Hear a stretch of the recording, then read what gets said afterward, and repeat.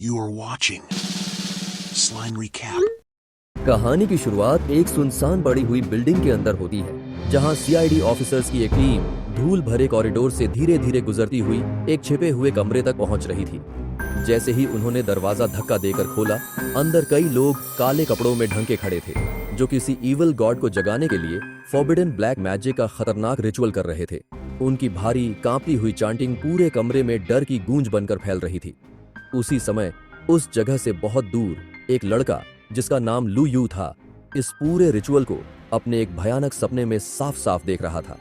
जैसे ही चांटिंग उसकी समझ में और तेज होने लगी, वह अचानक डर के साथ जाग गया। उसका जबड़ा कस गया था और उसने अपने बाल पकड़ लिए थे ताकि खुद को शांत कर सके। उसके कमरे में पीली लैंप की हल्की रोशनी पड़ रही थी और उसके बेड के पास रखी टेबल पर अजीब अजीब सी ड्राइंग्स बिखरी पड़ी थीं, मॉन्स्टर्स की स्केचेस जो उसने थोड़ी देर पहले बनाई थीं। उसने पानी का ग्लास उठाया और जल्दी जल्दी पी लिया, फिर फोन स्क्रॉल करते हुए बाहर की दुनिया के बारे में सोचने लगा। एक ऐसी दुनिया जो हर दिन और ज्यादा डेंजरस लगने लगी थी। लेकिन उससे पहले कि वह खुद को संभाल पाता, अचानक एक तेज उग्र हवा का झोंका उसके कमरे में घुसा। पेपर्स, चीजें, यहाँ तक कि उसकी ब्लैंकेट भी हवा में उड़ने लगी, मानो किसी अदृश्य ताकत ने सब उठा लिया हो। उसके सीने में डर जमा सा गया। उसने धीरे से दरवाजे की तरफ कदम बढ़ाए और एक अजीब बात नोटिस की। जो खिड़की उसने सोने से पहले बंद की थी, वह अब पूरी तरह खुली हुई थी। यह जानकर उसके भीतर बेचैनी फैल गई। उसे लगा कि उसे वापस जाकर खिड़की बंद करनी चाहिए, ताकि कोई उसकी टेबल पर रखी स्केचेस देखकर उसे किसी कल्ट का हिस्सा न समझ ले। लेकिन जैसे ही वह बाहर निकला, उसका शरीर वहीं जड़ हो गया। जमीन पर एक लाश पड़ी थी और उसके आसपास काले रोब्स और फेस कवरिंग्स पहने लोग खड़े थे। यह दृश्य देखते ही उसके चेहरे से सारा खून उतर गया। एक वार्निंग इंस्टिंक्ट उसके भीतर उठा, भागो। जैसे ही उसने कदम पीछे लिया, उन अजीब लोगों ने उसे देख लिया और तुरंत उसकी ओर दौड़ पड़े। लुयू अपनी जान बचाते हुए कमरे में दौड़ा, धड़ाम से दरवाजा बंद किया और उसके सहारे बैठ गया, जबकि बाहर से वे लोग पूरी ताकत से दरवाजा तोड़ने की कोशिश कर रहे थे। कांपती हुई आवाज में उसने स्पेशल डिवीजन को बुलाने की धमकी दी और जैसे ही उसने यह कहा, दरवाजे पर हो रहा शोर अचानक रुक गया। सन्नाटा छा गया। उसका डर और बढ़ गया। क्या वे चले गए थे? उसे नहीं पता था, लेकिन उसे स्पेशल डिवीजन को कॉल करना ही सही लगा। उसने फोन उठाया और नंबर मिलाया, बिना ये नोटिस किए कि उसके पीछे खिड़की पर अंधेरे साए हिलने लगे थे। कई काली लंबी लंबी हाथों जैसी आकृतियां खिड़की से ऊपर चढ़ती जा रही थीं। उसने कॉल में बताया कि वह खतरे में है, लेकिन लाइन की दूसरी तरफ से कोई आवाज नहीं आई। उसके अंदर कंफ्यूजन और डर मिलकर एक भयानक एहसास बना रहे थे। तभी खिड़की चकनाचूर हो गई। एक विशाल क्रीचर कमरे में घुस आया। उसके कई हाथ दीवारों पर रेंग रहे थे, मानो वह इंसान और मकड़ी का कोई विकृत मिला जुला रूप हो। उसका पूरा शरीर कांपते हुए हाथों से भरा हुआ था और उसकी आंखों में खून जैसा गुस्सा भड़क रहा था। उसने लू यू को नफरत भरी नजरों से देखा, मानो वह एक कीड़ा हो, एक ऐसा इंसान जिसने स्पाइडर गॉड के नाम पर की गई उनकी बलि को देख लिया था। डर ने लू यू के शरीर को पूरी तरह जकड़ लिया।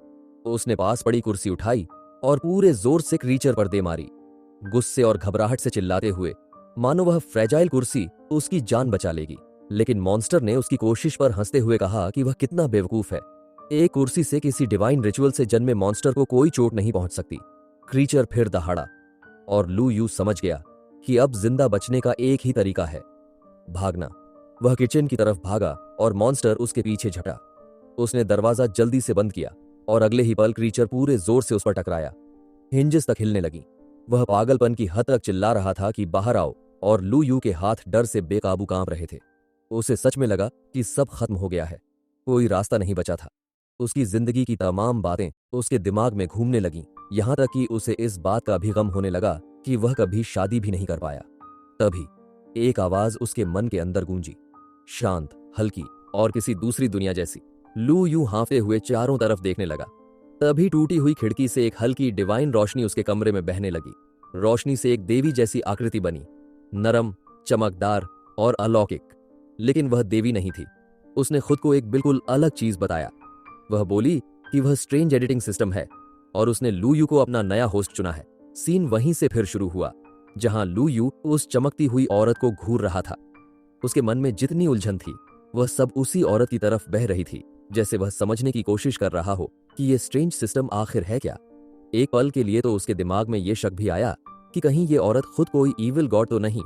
धीरे धीरे वह औरत पूरी तरह सामने आ गई। यही थी सिस्टर मॉमी। उसने अपना हाथ उठाया और उसकी हथेली के ऊपर एक चमकदार जादुई आभा बन गई। वह बोली कि उसकी असली पहचान का अभी कोई मतलब नहीं है, क्योंकि जो लूट लूयू के सामने है वह तो बस उसका बिगिनर्स रिवॉर्ड है। अचानक एक तेज चमक के साथ उसके सामने एक चेस्ट प्रकट हो गया और जमीन पर टन से गिरा। सिस्टम मॉमी ने समझाया कि अनगिनत दुनियाओं में से रैंडम तरीके से 5 बेसिक्स चुने जाएंगे और इन्हें मिलाकर वह अपना खुद का सर्वेंट मॉन्स्टर बना सकता है। यह पूरी तरह इस बात पर निर्भर है कि वह इन मटेरियल्स को कैसे कंबाइन करता है, और क्रीचर के बनने के बाद उसे उस मॉन्स्टर की एक इनेट एबिलिटी भी मिलेगी। इसके साथ ही उसने एक और सच बताया। लूयू का हाथ अब chaotic hand of creation of the strange बन चुका है। उसकी इतनी तारीफ सुनकर लूयू के चेहरे पर एक अजीब सी फीलिंग आ गई। वह समझ ही नहीं पाया कि शर्मिंदा हो या प्राउड महसूस करे, जबकि कॉम्प्लीमेंट उसके दिमाग में घूमता ही रहा। तभी अचानक दरवाजे पर जोर जोर से स्क्रैपिंग की आवाज फिर से आने लगी। बाहर वाला मॉन्स्टर अभी किचन का दरवाजा तोड़ने की कोशिश कर रहा था। लूयू एकदम चौंक गया। उसे एहसास हुआ कि वह बाहर छिपे खतरे को लगभग भूल ही गया। घबराहट में उसने मन ही मन खुद को कोसा। उसके दिमाग में सवाल उठा, क्या वह सारे मटेरियल्स को एक साथ फ्यूज कर सकता है?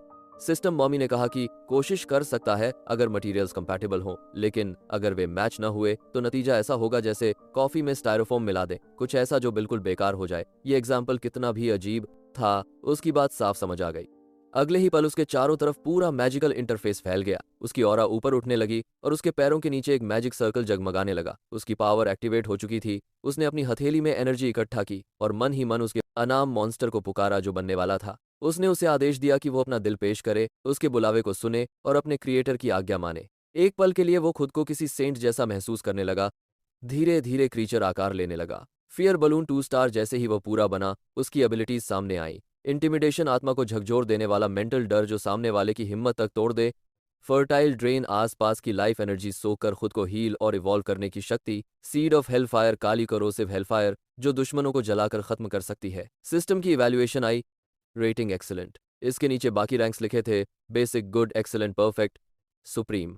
इतनी हाई टियर एबिलिटीज होने के बावजूद लूयू को एक अजीब सी निराशा ने घेर लिया। वह मन ही मन सोचने लगा, यह बलून जैसा वियर्ड मॉन्स्टर क्या सच में उसका पहला सर्वेंट बनने वाला है? खुद क्रीचर भी ऐसे कांप रहा था। वह मन ही मन सोच रहा था कि वह कुछ और उम्मीद कर रहा था, कहें तो एक इंसानी सिर वाला बलून। ये ऐसा हैलोवीन डेकोरेशन जैसा मॉन्स्टर तो नहीं चाहिए था। सिस्टम मॉमी ने शांत और कॉन्फिडेंट टोन में कहा, नॉट बैड। लूयू के मन में इरिटेशन फिर उभर आया, इसमें क्या नॉट बैड है आखिर? तभी बाहर वाला भयंकर क्रीचर टूटा हुआ दरवाजा धक्का मारकर अंदर घुस आया। जैसे ही वह अंदर आया, पूरा कमरा एक भारी हॉस्टाइल एनर्जी से भर गया। शाओची डर के मारे तुरंत कांपा और लूयू के पीछे छिप गया। लूयू एक पल के लिए शॉक में पड़ गया। उसका बनाया हुआ मॉन्स्टर उससे भी ज्यादा डरपोक निकला। वह इंट्रूडिंग क्रीचर अब हिंसक किलिंग इंटेंट से भरकर लूयू पर टूट पड़ने को तैयार था।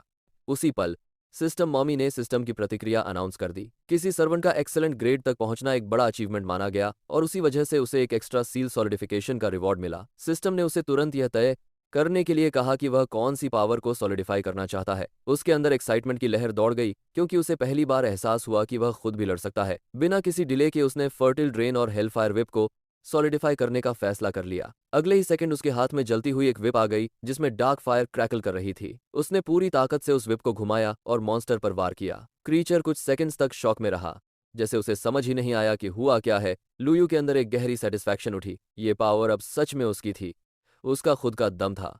मॉन्स्टर ने भी इस चेंज को नोटिस किया और उसे अवेकेंड समझ लिया। लूयू ने मन ही मन सिस्टम मॉमी से पूछा कि क्या अब वह सचमुच अवेकेंड माना जाता है, लेकिन उसे सोचने का समय ही नहीं मिला, क्योंकि अगला हमला क्रीचर ने फिर से कर दिया। वह चिल्ला रहा था कि अवेकेंड लोग उनके नोबल मिशन में दखल देंगे, इसलिए उन्हें खत्म करना जरूरी है। इसी दौरान शाओची आगे बढ़ा। हवा में तैरते हुए लूयू के सामने आकर मॉन्स्टर के वार को रोक लिया। उसकी रोप जैसी एक्सटेंशन आगे बढ़ी और कसकर मॉन्स्टर की गर्दन के चारों तरफ लिपट गई। आखिरकार शाओची ने कुछ काम का भी कर दिखाया, और वो भी शानदार तरीके से।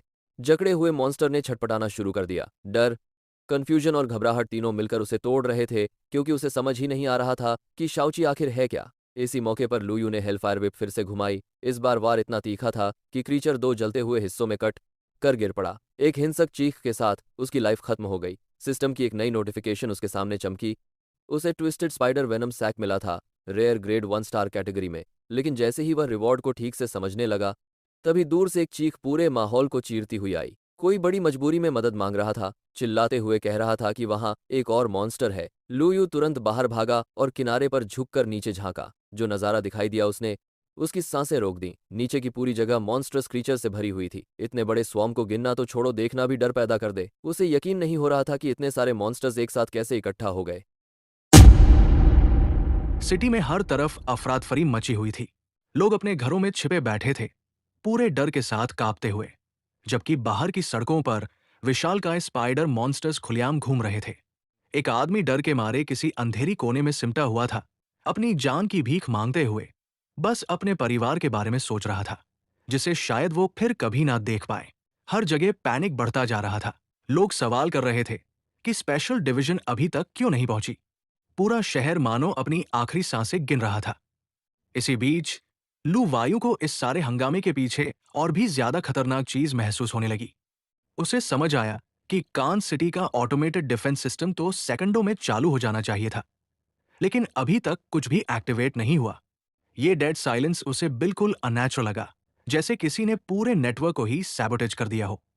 उसे साफ पता था कि अगर अभी किसी ने इन मॉन्स्टर्स को नहीं रोका तो पूरा शहर कुछ ही देर में ढह जाएगा, और वाइल्ड गॉड का अवतार उतरा तो सब कुछ खत्म हो जाएगा। क्यूआई डर के मारे बुरी तरह कांप रहा था। लू वायु को गुस्सा आ गया। उसे यकीन नहीं हो रहा था कि दो का मॉन्स्टर इतना डरा हुआ कैसे हो सकता है। उसने एक्सायो क्यूआई को आगे बढ़ने को कहा और याद दिलाया कि उसकी पावर लू वायु की ताकत से कहीं ज्यादा है। एक्सायो क्यूआई पहले तो पीछे हटने की कोशिश करता रहा, रोने जैसा साउंड भी निकाला, लेकिन लू वायु की जिद सुनकर उसके अंदर कुछ बदलने लगा। उसके छोटे से जैसे शरीर के अंदर एनर्जी जमा होने लगी, और धीरे धीरे उसके चेहरे पर एक कॉन्फिडेंट सा स्मर्क उभर आया, जैसे पावर अंदर ही अंदर उफान लेने लगी हो। उधर पूरे शहर में स्पेशल डिवीजन जान की बाजी लगाकर लड़ रही थी। ऑफिसर्स आगे बढ़ते मॉन्स्टर्स पर लगातार फायर कर रहे थे, चिल्ला चिल्लाकर ऑर्डर्स दे रहे थे, लेकिन उनके वेपन्स इस भयंकर होड़ को जरा भी स्लो नहीं कर पा रहे थे। कुछ चिल्लाकर ओल्ड ली को बुला रहे थे, उम्मीद में कि कोई रीइंफोर्समेंट पहुंच जाए। इस केओस के बीच स्पाइडर प्रीस्ट, जिसका नाम गुस था, ह्यूमंस का मजाक उड़ा रहा था। वो हंसते हुए खुद को स्पाइडर गॉड का सर्वेंट बता रहा था। उसकी ये दम भरी हंसी डिवीजन के बीच और भी ज्यादा डर भर रही थी। स्क्वाड लीडर ने तुरंत बैटलफील्ड को रीऑर्गेनाइज करने की कोशिश की। उसने स्क्वाड 2 को स्काईस्क्रेपर से रिट्रीट करने का ऑर्डर दिया। रैंक अवेकेंड ऑफिसर्स आगे बढ़े और एक के बाद एक अपनी पावरफुल स्किल्स अनलीश कर दी। तेज धार वाली वाइन्स, उफनती हुई अर्थ और अवेकेंड फोर्स की एक्सप्लोजन्स। लेकिन इन हमलों का गुस पर कोई भी असर नहीं हुआ। वो वैसे ही खड़ा हंसता रहा, जबकि ऑफिसर्स शॉक में पड़े समझ ही नहीं पा रहे थे कि इतनी अटैक्स के बावजूद ये क्रीचर बिना खरोंच कैसे बचा हुआ है। कंफ्यूजन और बढ़ गई जब उन्हें एहसास हुआ कि जनरल ली कुआ अब तक वापस ही नहीं आए। डर सबके चेहरों पर साफ दिख रहा था, लेकिन लीडर ने सबको अपनी जगह टिके रहने का आदेश दिया। उसने कहा कि मॉन्स्टर को किसी भी हालत में वेस्ट डिस्ट्रिक्ट तक नहीं पहुंचने देना है। उसने कंटिन्यूअस सप्रेशन का आदेश दिया, कहकर कि अवेकन फाइटर्स और सोल्जर्स जितना हो सके अटैक्स चलाते रहें ताकि ज्यादा से ज्यादा टाइम खरीदा जा सके। गुस वही खड़ा सबका मजाक उड़ाता रहा, हर डिफेंडर को ऐसे ट्रीट कर रहा था जैसे वो स्पाइडर गॉड के पैरों के नीचे कुचले जाने लायक कीड़े हों। एक ऑफिसर आखिरकार गुस्से में टूट गया और चिल्लाकर गुस और उसके गॉड पर हर हद पार करने का आरोप लगा दिया। उसी पल आसमान से एक ब्लेजिंग आग की विप सीधे गुस की तरफ आकर गिरी। गुस ने चौंक कर ऊपर देखा, ये समझने की कोशिश करते हुए कि आखिर कौन इतनी हिम्मत कर सकता है उस पर हमला करने की। जलती हुई आग जैसे ही थोड़ी साफ हुई, एक शैडो सामने आई, और वो अटैकर कोई और नहीं बल्कि खुद लू वायु था। बिल्डिंग की छत पर खड़े होकर लू वायु ने अपना मास्क पहन लिया था और एक्सायो क्यूआई उसके पास शांत लेकिन तैयार खड़ा था।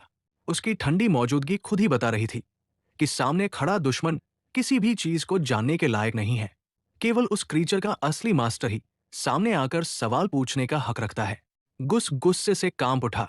उसे लगा कि लू वायु की ये बात सरासर घमंड है। उसने तंज कसते हुए कहा कि लू वायु खुद को कोई एटर्नल गॉड न समझे। उसके अनुसार ऐसी कोई ब्लफ उसे डरा नहीं सकती थी, और लू वायु जैसा नीचा इंसान तो उसके महान स्पाइडर गॉड के नाम के पास आने लायक भी नहीं था। लू वायु ने गुस की बातों को पूरी तरह बकवास मानते हुए कहा कि ये क्रीचर सच में कीड़े जैसा बन गया है और शायद उसका दिमाग भी ठीक से काम नहीं कर रहा। गुस ने तड़पकर तुरंत आदेश दिया कि सारे स्पाइडर मॉन्स्टर्स उसे खा जाए। पल भर में असंख्य मॉन्स्टर्स उसकी तरफ दौड़ पड़े। नीचे खड़ा ऑफिसर्स का बॉस ये देखकर घबरा गया। उसने लू वायु को अपने छोटे भाई की तरह पुकारते हुए चिल्लाया कि जल्दी भागो, लेकिन लू वायु शांत खड़ा रहा। उसने एक्सायोक्यूआई को वही साइफोनिंग ऑरा एक्टिवेट करने का आदेश दिया जो उसने पहले किया था। एक्सायोक्यूआई ने एक सेकंड भी बर्बाद नहीं किया। उसका ऑरा घूमते हुए एक्टिवेट हुआ और अंदर से आग फटकर बाहर निकलने लगी। वो फायर घूमती हुई बाहर फैली और एक के बाद एक मॉन्स्टर्स को काटती चली गई, जब तक कि सारे क्रीचर्स टुकड़ों में बंटकर खत्म नहीं हो गए। सभी ऑफिसर्स ये दृश्य देखकर हैरान रह गए। इतनी जबरदस्त पावर उनके लिए लगभग अविश्वसनीय थी। ऑफिसर्स का बॉस दंग रह गया। उसने हैरानी से कहा कि ये ताकत तो साफ साफ मॉर्निंग स्टार रैंक की पावर लग रही है। गुस दर्द से चिल्लाया। उसे समझ आ गया कि वो सचमुच एक मॉर्निंग स्टार रैंक के सामने खड़ा है, लेकिन वो फिर भी मानने को तैयार नहीं था। वो चिल्ला रहा था कि वो अभी मॉर्निंग स्टार डीमन नहीं बना और उसे मरना नहीं चाहिए। एक्सायो क्यूआई ने हल्की सी मुस्कान दी और अपनी पावर और कस दी, गुस को पूरी तरह जकड़ते हुए। गुस आखिरी बार तड़पा और अगले ही मोमेंट एक्सायो क्यूआई ने उसे पूरी तरह खत्म कर दिया। ये देखते ही ऑफिसर्स का बॉस वही जम गया। उसके सामने की ताकत इतनी विशाल थी कि उसका दिमाग कुछ देर के लिए खाली हो गया। वो सोच रहा था कि इतनी स्ट्रेंथ वाला इंसान कौन हो सकता है और क्या ये मिस्टेरियस फिगर उनके साइड का माना जाना चाहिए। वो ऊपर की तरफ देखने लगा और लू वायु को आवाज लगाई, उसे रुकने के लिए कहा और उसका नाम पूछ लिया। लू वायु कुछ पल के लिए रुक गया। उसे अजीब लगा कि आज सब लोग उससे कुछ ना कुछ पूछ ही रहे थे। मन में उसके ख्याल आए, अगर उसने अपनी आइडेंटिटी बता दी तो शायद उसे स्पेशल फोर्सेस में कुछ मिलियन देकर भर्ती करने की कोशिश भी कर ले। लेकिन उसने तुरंत ये आइडिया रिजेक्ट कर दिया। उसे याद आया कि वो खुद एक सोशल रिक्लूज है। उसे डर था कि रिपोर्टर्स रोज उसके घर के बाहर लाइन न लगा दे, और अगर साइंटिस्ट को पता चल गया कि वो अवेकन हुए बिना पावर्स यूज कर सकता है तो शायद वो उसे पकड़कर रिसर्च लैब में डाल दे। इन सब झंझटों से बचने के लिए उसने बस इतना कहा, उसका कोई नाम नहीं है और उसे किसी नाम की जरूरत भी नहीं। वो बस इस दुनिया का एक आम इंसान है। ये कहकर वो गायब हो गया। कमांडर ने उसकी जाती हुई तस्वीर देखते हुए सोचा, नाम नहीं, दुनिया के लिए भुला दिया गया। क्या ये कोई पुराना अस्तित्व है? इसी दौरान जनरल ली वहां पहुंच गया और उसे बुलाया। जनरल ली को देखकर सब शॉक्ड रह गए और हैरानी से उसका स्वागत करने लगे। जनरल ली ने बताया कि उसे डिस्ट्रेस सिग्नल मिला था, इसलिए वो तुरंत हालात देखने आ गया। उसने पूछा कि स्पाइडर प्रीस्ट भाग गया है या टीम ने काम खत्म किया। कमांडर ने बताया कि खतरा खत्म हो चुका है, बट ये काम उन्होंने नहीं किया। जनरल ली ने फिर से वही बात दोहराई, दुनिया द्वारा भुलाया हुआ कोई, और गहराई से सोचा कि इसके क्या मायने हो सकते हैं। कमांडर ने पूछा कि क्या इस बात में कोई समस्या है। जनरल ली ने सारे फैक्ट्स को ध्यान से तौला, फिर कहा, अगर उस मिस्टीरियस इंसान की बात सच है और वो किसी ईविल गॉड को भी इतनी कैजुअल एटीट्यूड से देख रहा था, तो वो बहुत संभव है अ टबू एग्जिस्टेंस। कमांडर ये सुनकर हक्का बक्का रह गया। उसे यकीन नहीं हो रहा था कि कोई टबू अस्तित्व जिसकी ताकत ईविल गॉड से भी ऊपर हो उनके शहर में घूम रहा था। लू वायु सड़क पर चलता जा रहा था। उसके साथ हवा में तैरता हुआ एक्सायो क्यूआई भी था। रात के सारे इवेंट्स उसके दिमाग में बार बार घूम रहे थे। उसने सोचा कि आधा घंटा पहले तक वो एक बिल्कुल नॉर्मल इंसान था और अब अचानक जिंदगी कैसे बदल गई, ये सोचकर ही उसे अजीब सा लग रहा था। उसे याद आया कि उसने एक और चीज ऑलमोस्ट भूल ही गई थी, वो ऑल्टर जिसे उन कल्टिस्ट्स ने बनाया था। वो अभी तक डिसमेंटल नहीं हुआ था। उसने ठान लिया कि हंगशी सिटी में उसे अपनी जिंदगी आराम से जीनी है, बिना ऐसे खतरनाक मैस के। कुछ देर चलता रहा, दिमाग उसी जगह को ढूंढता रहा और आखिरकार वो एक खून से सनी हुई लोकेशन पर पहुंचा, वही जगह जिसे वो खोज रहा था। वो उस कमरे में गया जहां कुछ लोग ने ईविल समन करने की कोशिश की थी और जहां वो पहले ही उन्हें मार चुका था। उसने एक्सायो क्यूआई को बताया कि वो लोगों को पहले ही खत्म कर चुका है और अब वो आराम से शांति पा सकता है। लू वायु ने अपनी हेलफायर विप निकाली और डेड बॉडीज को पूरी तरह जला दिया ताकि कोई निशान न बचे। जैसे ही आग शांत हुई, उसकी नजर कुछ काले डायमंड्स जैसे टुकड़ों पर पड़ी। उसने एक उठाकर देखा। ये ब्लैक डायमंड नहीं था, बल्कि ऑब्सिडियन था। ये वही मटेरियल होता है जिससे ईविल को दूर रखने वाले टैलिस्मान्स बनाए जाते हैं। उसने नोट किया कि क्वालिटी काफी अच्छी है और इसे बेचकर ठीक ठाक पैसा मिल सकता है। इसके बाद उसकी नजर पास रखी एक स्टैचू पर पड़ी। उसे ये अजीब लगा क्योंकि उस स्टैचू से हल्की सी खुशबू आ रही थी और स्टैचू का मटेरियल भी काफी हाई ग्रेड लग रहा था। उसने तुरंत सिस्टम को बुलाया और कहा कि वो स्टैचू पर एक्सट्रैक्ट इस्तेमाल करना चाहता है। सिस्टम ने परमिशन दे दी।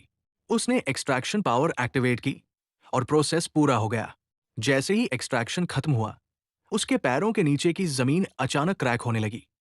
लू वायु हैरान रह गया। उसे समझ ही नहीं आया कि हो क्या रहा है। एक्सायो क्यूआई भी शौक में तैरता रह गया। फिर एकदम से फर्श टूटकर नीचे धंस गया और लू वायु सीधे नीचे गिर पड़ा, एक ऐसे जाल में जो पूरी तरह स्पाइडर सिल्क से बना था। उस सिल्क को छूते ही वो समझ गया कि ये कमरा किसी और हिडन स्पेस से जुड़ा हुआ है। उसने ऊपर देखा और वही उसकी सांसें रुक गई। उसके बिल्कुल ऊपर ईविल गॉड अटलैच नाक्या मौजूद था। उसकी मौजूदगी इतनी डरावनी थी कि लू वायु का दिल जम गया। उसने खुद को चेतावनी दी कि ऊपर मत देखना, सीधे मत देखना, वरना वो उसी पल मर जाएगा। फिर अचानक उसके सिर में तेज दर्द होने लगा, जैसे कोई चीख दिमाग के अंदर घुस रही हो। दर्द इतना सहन से बाहर था कि उसने अपने कान ढक लिए। उसी समय सिस्टम उसके सामने उतर आया। उसके हाथ में एक बड़ी सी सिजर्स थी। सिस्टम ने स्पाइडर सिल्क को काट दिया और घोषणा की कि उसे ईविल गॉड की मौजूदगी डिटेक्ट हो गई है, इसलिए प्रोटेक्शन मोड शुरू किया जा रहा है। लू वायु ने हैरानी से सिस्टम को घूरा। वो विश्वास ही नहीं कर पा रहा था कि सिस्टम सच में उसके सामने इस तरह प्रकट हो गया है और वो शौक में उसे देखता रह गया।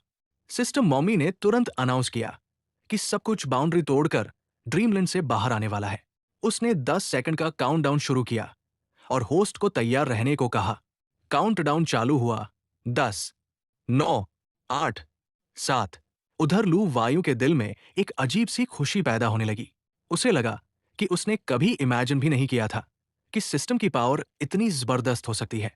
सिर्फ एक ही स्ट्राइक में उसने ईविल गॉड और उसके बीच का पूरा कनेक्शन काट दिया था और म्यूटेशन को उसके शरीर से खींचकर बाहर फेंक दिया था। अगर सिस्टम इतना दमदार है तो अब डरने की क्या जरूरत थी। उसके होठों पर एक हल्की मॉकिंग मुस्कान आ गई।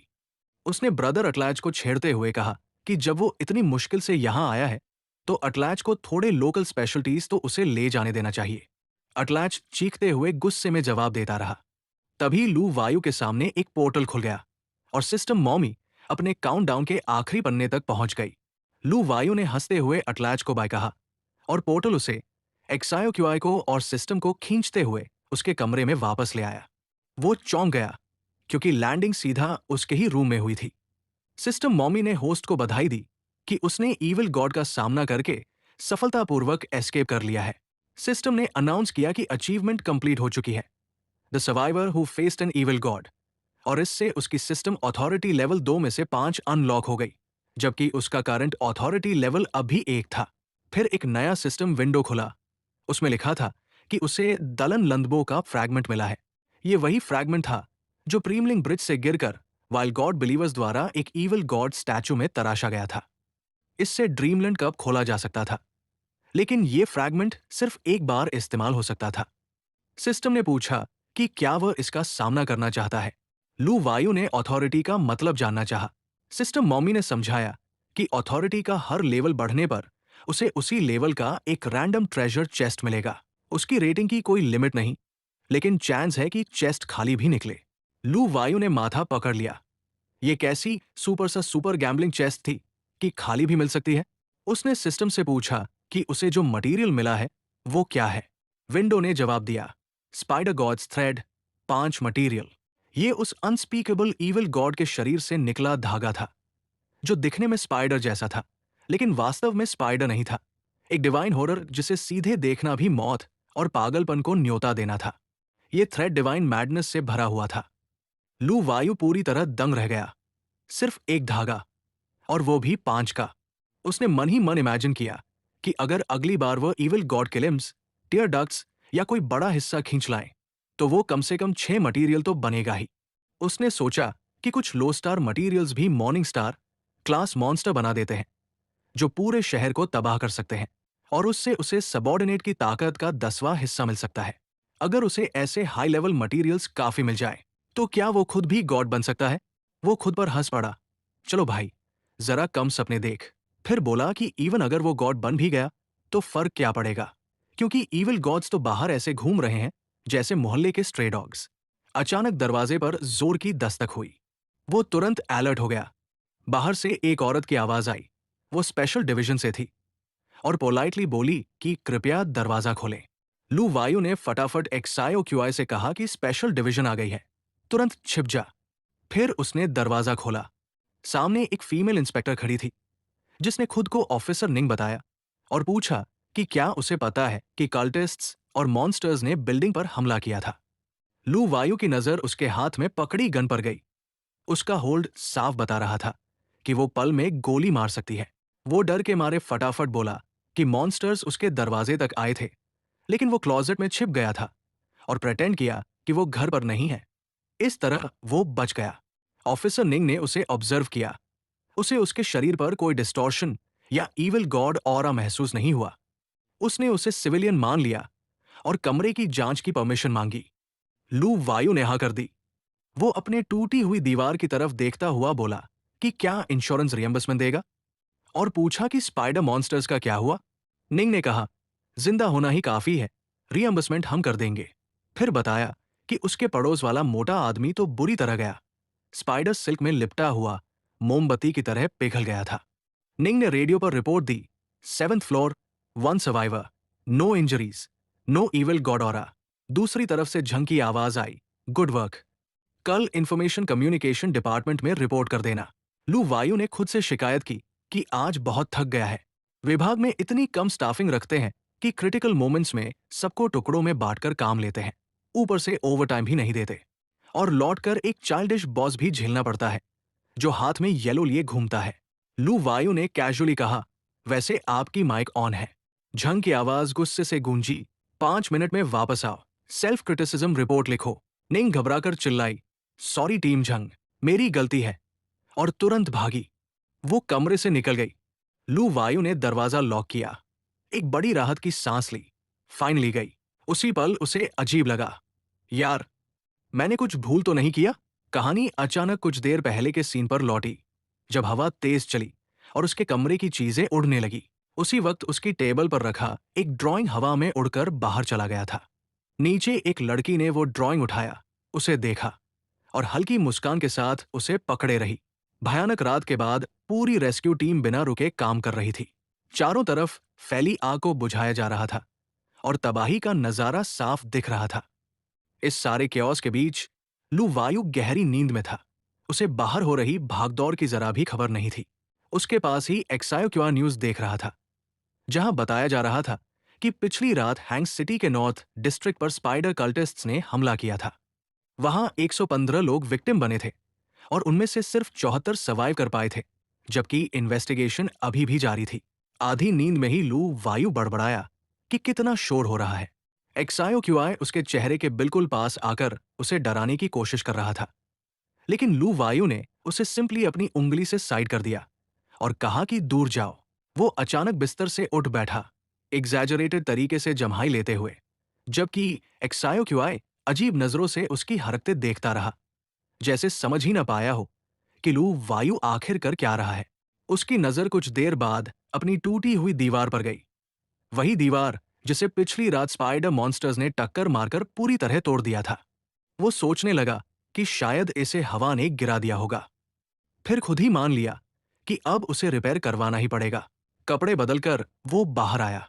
लू वायु बाहर निकलकर इधर उधर देखने लगा, याद करते हुए कि रेनोवेशन कंपनी पास ही है। इसी बीच वही लड़की जिसने कल सड़क पर उसका ड्राइंग उठाया था, तभी पीछे से उसी लड़की ने उसे आवाज दी। जब वो मुड़ा, उसने पूछा कि वो ईस्ट डिस्ट्रिक्ट में क्या कर रहा है। उसने बताया कि उसके घर पर हमला हुआ था और वो रेनोवेशन के लिए आया है। लड़की ने तुरंत पूछा, तुम्हें चोट तो नहीं लगी? उसने कहा नहीं, मैं ठीक हूं। फिर उसने कैजुअली पूछा कि क्या वो उसके साथ ब्रेकफास्ट करना चाहेगा। लू वायु थोड़ा शाय सा मुस्कुराया और हाँ कह दिया। दोनों साथ साथ चलते हुए 2 पीसेस ब्रेड लेकर खाने लगे। खाते समय लू वायु मन ही मन सोच रहा था कि वो उसे इतनी दूर तक क्यों फॉलो कर रही है। उसने याद किया कि 3 साल तक वे दोनों एक ही हाई स्कूल में क्लासमेट्स रहे थे, लेकिन उन्होंने हमेशा बस हल्की फुल्की ग्रीटिंग्स ही की थी। वो खुद को याद दिलाने लगा कि वे दोनों एक जैसे लोग नहीं थे। वो सोचने लगा कि सब उसे पसंद करते थे, उसकी तारीफें करते थे, उसकी ब्यूटी और एथलेटिक स्किल्स पर बातें करते थे। कहते थे कि वो तो लड़कों जैसी स्ट्रांग है। और दूसरी तरफ वो खुद एक अनाथ बच्चा जो चुपचाप ड्राइंग्स बनाता रहता था, जिसे कोई समझ नहीं पाता था। उसने अपने दिमाग से ये यादें झाड़ दी और खुद को कहा कि पुरानी बातें नहीं सोचना, अभी प्रेजेंट पर ध्यान देना है। उसे याद आया कि कल उसने स्पाइडर थिंग से काफी सारे मटेरियल्स इकट्ठा किए थे और शायद वह एक नया मॉन्स्टर बना सके। उसने अपना सिर खुजाया। अचानक उसे कुछ याद आया और वो एकदम से खड़ा हो गया, जैसे दिमाग में बिजली सी चमकी हो। उसने जल्दी से कहा कि उसे कुछ अर्जेंट काम करना है, इसीलिए वो जा रहा है। लड़की ने मुस्कुराकर कहा, ठीक है, फिर मिलते हैं। वो अपने अपार्टमेंट की तरफ लौट गई। कमरे में पहुंचते ही उसने अपने फोन पर लू वायु की फोटो देखी। हल्की सी ब्लश आई और वो सोचने लगी कि क्या आज वो ज्यादा बोल्ड हो गई थी या उसने लू वायु को सस्पिशियस कर दिया। फिर खुद को समझाया कि नहीं, उसे कुछ पता नहीं चलेगा। उसने अपनी उंगली को हल्के से अपने होठों पर दबाया और मुस्कुराई। कमरे में दाखिल होते हुए उसने धीमे से कहा, लू वायु, मैं वापस आ गई। अंदर आते ही उसके असली ऑब्सेशन का पूरा चेहरा सामने था। पूरा कमरा लू वायु की तस्वीरों से भरा हुआ था। दीवारों पर पोस्टर्स, तकिए पर प्रिंट, प्लशीज, शेल्व्स में उसकी छोड़ी हुई चीजें, हर तरफ बस वही। उसने कबर्ड खोला, उसमें से लू वायु की जैकेट निकाली, उसे अपने चेहरे से लगा लिया और उसकी खुशबू को गहराई से इनहेल करते हुए उसका नाम धीरे धीरे दोहराने लगी। उसकी हरकतें साफ दिखा रही थी कि वह उसे किसी नॉर्मल लड़की की तरह नहीं, बल्कि एक डाई हार्ड ऑब्सेसिव फैन की तरह चाहती थी। उधर लू वायु घर की ओर वापस चलता रहा। हवा उसके कमरे की टूटी खिड़की से अंदर आ रही थी और आज कुछ ज्यादा ही ठंडी लग रही थी। लू वायु आखिरकार घर पहुंच गया और अंदर आते ही उसने अपने हाथ ऊपर खींचकर एक लंबी सांस छोड़ी, जैसे उस पर से पूरा बोझ उतर गया हो। उसके हावभाव साफ बता रहे थे कि आखिर वो लंबा काम खत्म हो गया है और कुछ दिनों में लोग आकर उसका घर ठीक भी कर देंगे। इस बीच एक्सायो क्यूआई उसके आसपास प्लेफुल तरीके से घूम रहा था, लेकिन लू वायु थकान में उसे हल्का सा धक्का देकर साइड करता रहा, जैसे कह रहा हो कि वो अभी तक लंच भी नहीं खा पाया है और उसे परेशान न किया जाए। उसे अचानक याद आया कि उसे चेक करना है कि कल उसने कौन कौन से मटेरियल्स इकट्ठा किए थे। उसने सिस्टम विंडो खोली और सामने एक लिस्ट दिखाई दी। सबसे पहले लिखा था twisted venom sac, rare, rating 1 star, quantity 1। फिर था twisted venom sac, normal, rating 1 star, quantity 5। फिर mutated twisted spider egg, rare, rating 3 star, quantity 1। और उसके बाद स्पाइडर गॉड्स सिल्क सीईपी को, रेटिंग 5 स्टार, क्वांटिटी 1। इसके बाद एक और डिस्क्रिप्शन खुला, mutated twisted spider egg, morning star class. इसमें डिटेल में लिखा था कि ये एक ट्विस्टेड स्पाइडर मदर से पैदा हुआ था, जो इवॉल्व होकर मॉर्निंग स्टार क्लास बनने के बिल्कुल करीब थी, लेकिन बड़े स्तर की फ्लैश एनर्जी और किसी ईविल गॉड की ऑरा से करप्ट होकर म्यूटेशन बन गई। इसकी पोटेंशियल इतनी ज्यादा थी कि ये अपनी ओरिजिनल मदर से भी अलग और पावरफुल हो सकता था और अभी तक अनहैच था। इसका स्टार रेटिंग इसकी पोटेंशियल के हिसाब से था, न कि एक्चुअल पावर से। लू वायु की आंखें फैल गई। उसे यकीन ही नहीं हुआ कि ये क्रीचर फीमेल है। वो हैरान था कि इतना रफ वॉइस, चोट के निशान और इतना डरावना चेहरा, ये कैसे फीमेल हो सकती थी। उसने सिस्टम स्पेस में हाथ डाला और एक बाहर निकाला और तुरंत महसूस किया कि ये एक लिविंग थिंग है। उसने मन में सिस्टम को आवाज दी और सिस्टम मॉमी तुरंत सामने आ गई, जैसे हमेशा की तरह रेडी हो। लू वायु ने पूछा कि क्या ये एग एक लिविंग बीइंग माना जाएगा और क्या इसे अभी भी मटेरियल की तरह एडिट किया जा सकता है। सिस्टम मॉमी ने समझाया कि जब तक क्रीचर हैच नहीं हुआ है और शेल तोड़ने की क्षमता नहीं रखता, तब तक एम्ब्रियो या अनहैच बॉडीज मटेरियल माने जाते हैं। समझते ही लू वायु ने मान लिया कि वो इस एग को ज्यादा देर तक नहीं रख सकता। एक्सायो क्यूआ ने चुपचाप इसकी पुष्टि की और लू वायु ने उसके सिर पर हल्का सा हाथ रखकर उसे रियश्योर किया, जैसे कोई अच्छे बच्चे को शांत कर रहा हो। उसने सिस्टम मॉमी से पूछा कि क्या इन मटेरियल्स को एक्सायो क्यूआ को मजबूत करने के लिए इस्तेमाल किया जा सकता है। सिस्टम मॉमी ने कहा कि उसकी अथॉरिटी अभी इतनी हाई नहीं है और फिलहाल बेटर होगा कि वो एक नया फैमिलियर बनाए। ये सुनकर लू वायु को राहत मिली। कम से कम उसे अब डर नहीं रहेगा कि एक्सायोक्यूआई फ्यूचर मॉन्स्टर से पीछे रह जाएगा। उसने सिस्टम को कमांड दी, एडिटिंग शुरू करो। उसने पॉकेट वॉच और ट्विस्टेड स्पाइडर वेनम सैक को एक्सट्रैक्ट और ऐड करने का आदेश दिया, लेकिन एडिशन फेल हो गया। सिस्टम मॉमी ने समझाया कि मटेरियल एब्जॉर्ब तो हो गया, लेकिन सिर्फ एम्प्टी शेल बाकी बचा। पॉकेट वॉच में दूसरे इविल गॉड का ब्लड लगा था, और ज्यादातर इविल गॉड्स एक दूसरे को टॉलरेट नहीं करते। उसने एग्जाम्पल दिया कि कैसे पहले दूर दूर रहने वाले एंटिटीज बैंगेटर और Lord of the deep sea nightmare एक दूसरे पर टूट पड़े थे, क्योंकि उनके गॉड्स एक दूसरे से नफरत करते थे। लू वायु प्रॉक्सी इन्वॉल्वमेंट वाली बात से और कंफ्यूज हो गया। सिस्टम मॉमी ने आगे समझाया कि जब उसकी अथॉरिटी बढ़ेगी, तब वो इविल गॉड्स के कॉजल लिंक्स मैनिपुलेट कर सकेगा और उन्हें एक ही फैमिलियर में कोएग्जिस्ट भी करा सकेगा। लेकिन अभी उसके लिए best option low grade counterparts integrate करना है। लू वायु ने मान लिया और कहा कि वह इविल गॉड्स सिल्क को अगली बार के लिए बचाना चाहेगा। फिलहाल उसे स्पाइडर एग और ट्विस्टेड वेनम सैक यूज करने चाहिए। उसने कमांड दी, एडिशन शुरू करो। उसने दोनों मटेरियल्स फ्यूज कर दिए और पूछने लगा कि क्या दो मटेरियल्स लिमिट है। तभी सिस्टम विंडो खुली। उसने अपना दूसरा फैमिलियर हासिल कर लिया था, void shadow spider egg. System ने बताया कि ये अभी अनहैच्ड है, 4 स्टार एक्सेलेंट इवैल्यूएशन के साथ, और इसके हैच होने में 1 महीना लगेगा। लू वायु ने एट्रीब्यूट्स चेक किए। वॉइड वेनम सैक में वॉइड टॉक्सिन इंजेक्ट करने की क्षमता थी, जो टारगेट के शरीर को कोलैप्स कर सकता था। मार्क ऑफ टाइम प्रेसिवल में रिवर ऑफ टाइम से फेंट कनेक्शन था, और ये अपनी ऑरा को खुद प्यूरिफाई करके एक्सटर्नल डिटेक्शन को ब्लॉक कर देता था। शैडो थ्रॉल्स एबिलिटी से ये स्पाइडर शैडोज एब्जॉर्ब करके अप टू 10 शैडो थ्रॉल्स बना सकता था, जो असैसिन भी बन सकते थे और सर्वेंट भी, और शैडोज में मर्ज भी हो सकते थे। वॉइड चेस्ट एबिलिटी से ये नॉन लिविंग चीजें स्टोर करने के लिए अपना पर्सनल स्पेशल पॉकेट खोल सकता था, और क्रीचर स्ट्रांग होता जाएगा तो उसकी स्पेस भी बढ़ती जाएगी। वो हैरान रह गया। मॉर्निंग स्टार क्लास पोटेंशियल वाला क्रीचर। उसके एट्रीब्यूट्स इतने इंसेन थे कि वो खुद भी दंग रह गया। एक हैचिंग उसकी टाइमिंग से परफेक्ट मैच कर रहा था, क्योंकि वो वैसे भी अवेकन वर्ल्ड उसके लेवल्स और फैक्शंस को स्टडी करने की सोच रहा था। सिस्टम मॉमी ने उसे कंग्रेचुलेट किया कि उसने एक एक्सीलेंट मॉन्स्टर बनाया है, और उसके साथ उसे अचीवमेंट एलीट एडिटर भी मिल गया। रिवॉर्ड में उसे वॉइड शैडो स्पाइडर की 1/10 पावर इंस्टेंटली मिल गई, और वो 2 स्किल्स को अपने अंदर सॉलिडिफाई भी कर सकता था। लेकिन लू वायु पैनिक में आ गया। वो कुछ समझ पाता उससे पहले उसके शरीर में अजीब तरह की स्वेलिंग शुरू हो गई, जैसे बलून फूल रहा हो। उसकी आंखें लाल हो गई, और उसे साफ महसूस हुआ कि वो अपने ही फैमिलियर की पावर से फटने वाला है। लू यू का शरीर एकदम गुब्बारे की तरह फूलने लगा, और वो हवा में तैरता हुआ ऊपर उठ गया। उसे समझ आ गया कि अगर उसने तुरंत कुछ नहीं किया, तो अपने ही सर्वेंट की पावर की वजह से वो फट सकता है। उसके दिमाग में एक ही बात दौड़ रही थी, जब कोई बलून ब्लास्ट होने वाला होता है, तो उसे बचाने का सबसे तेज तरीका होता है उसके अंदर की हवा को बाहर निकलने देना। लेकिन उसी पल उसे याद आया कि वो कोई नॉर्मल गुब्बारा नहीं है, और ना ही वो अपने मुंह या नाक से एनर्जी रिलीज कर सकता है। फिर उसने सोचा कि गुब्बारे की सतह पर बहुत से माइक्रोस्कोपिक पोर्स होते हैं, जिनसे हवा धीरे धीरे बाहर निकलती है। लेकिन ये सोच भी बेकार थी, क्योंकि उसकी हालत ऐसी थी कि अगर वह इस तरीके से एनर्जी रिलीज करता, तो उसके कब्र की घास भी 3 मीटर ऊंची हो जाती, और तब भी काम पूरा नहीं होता।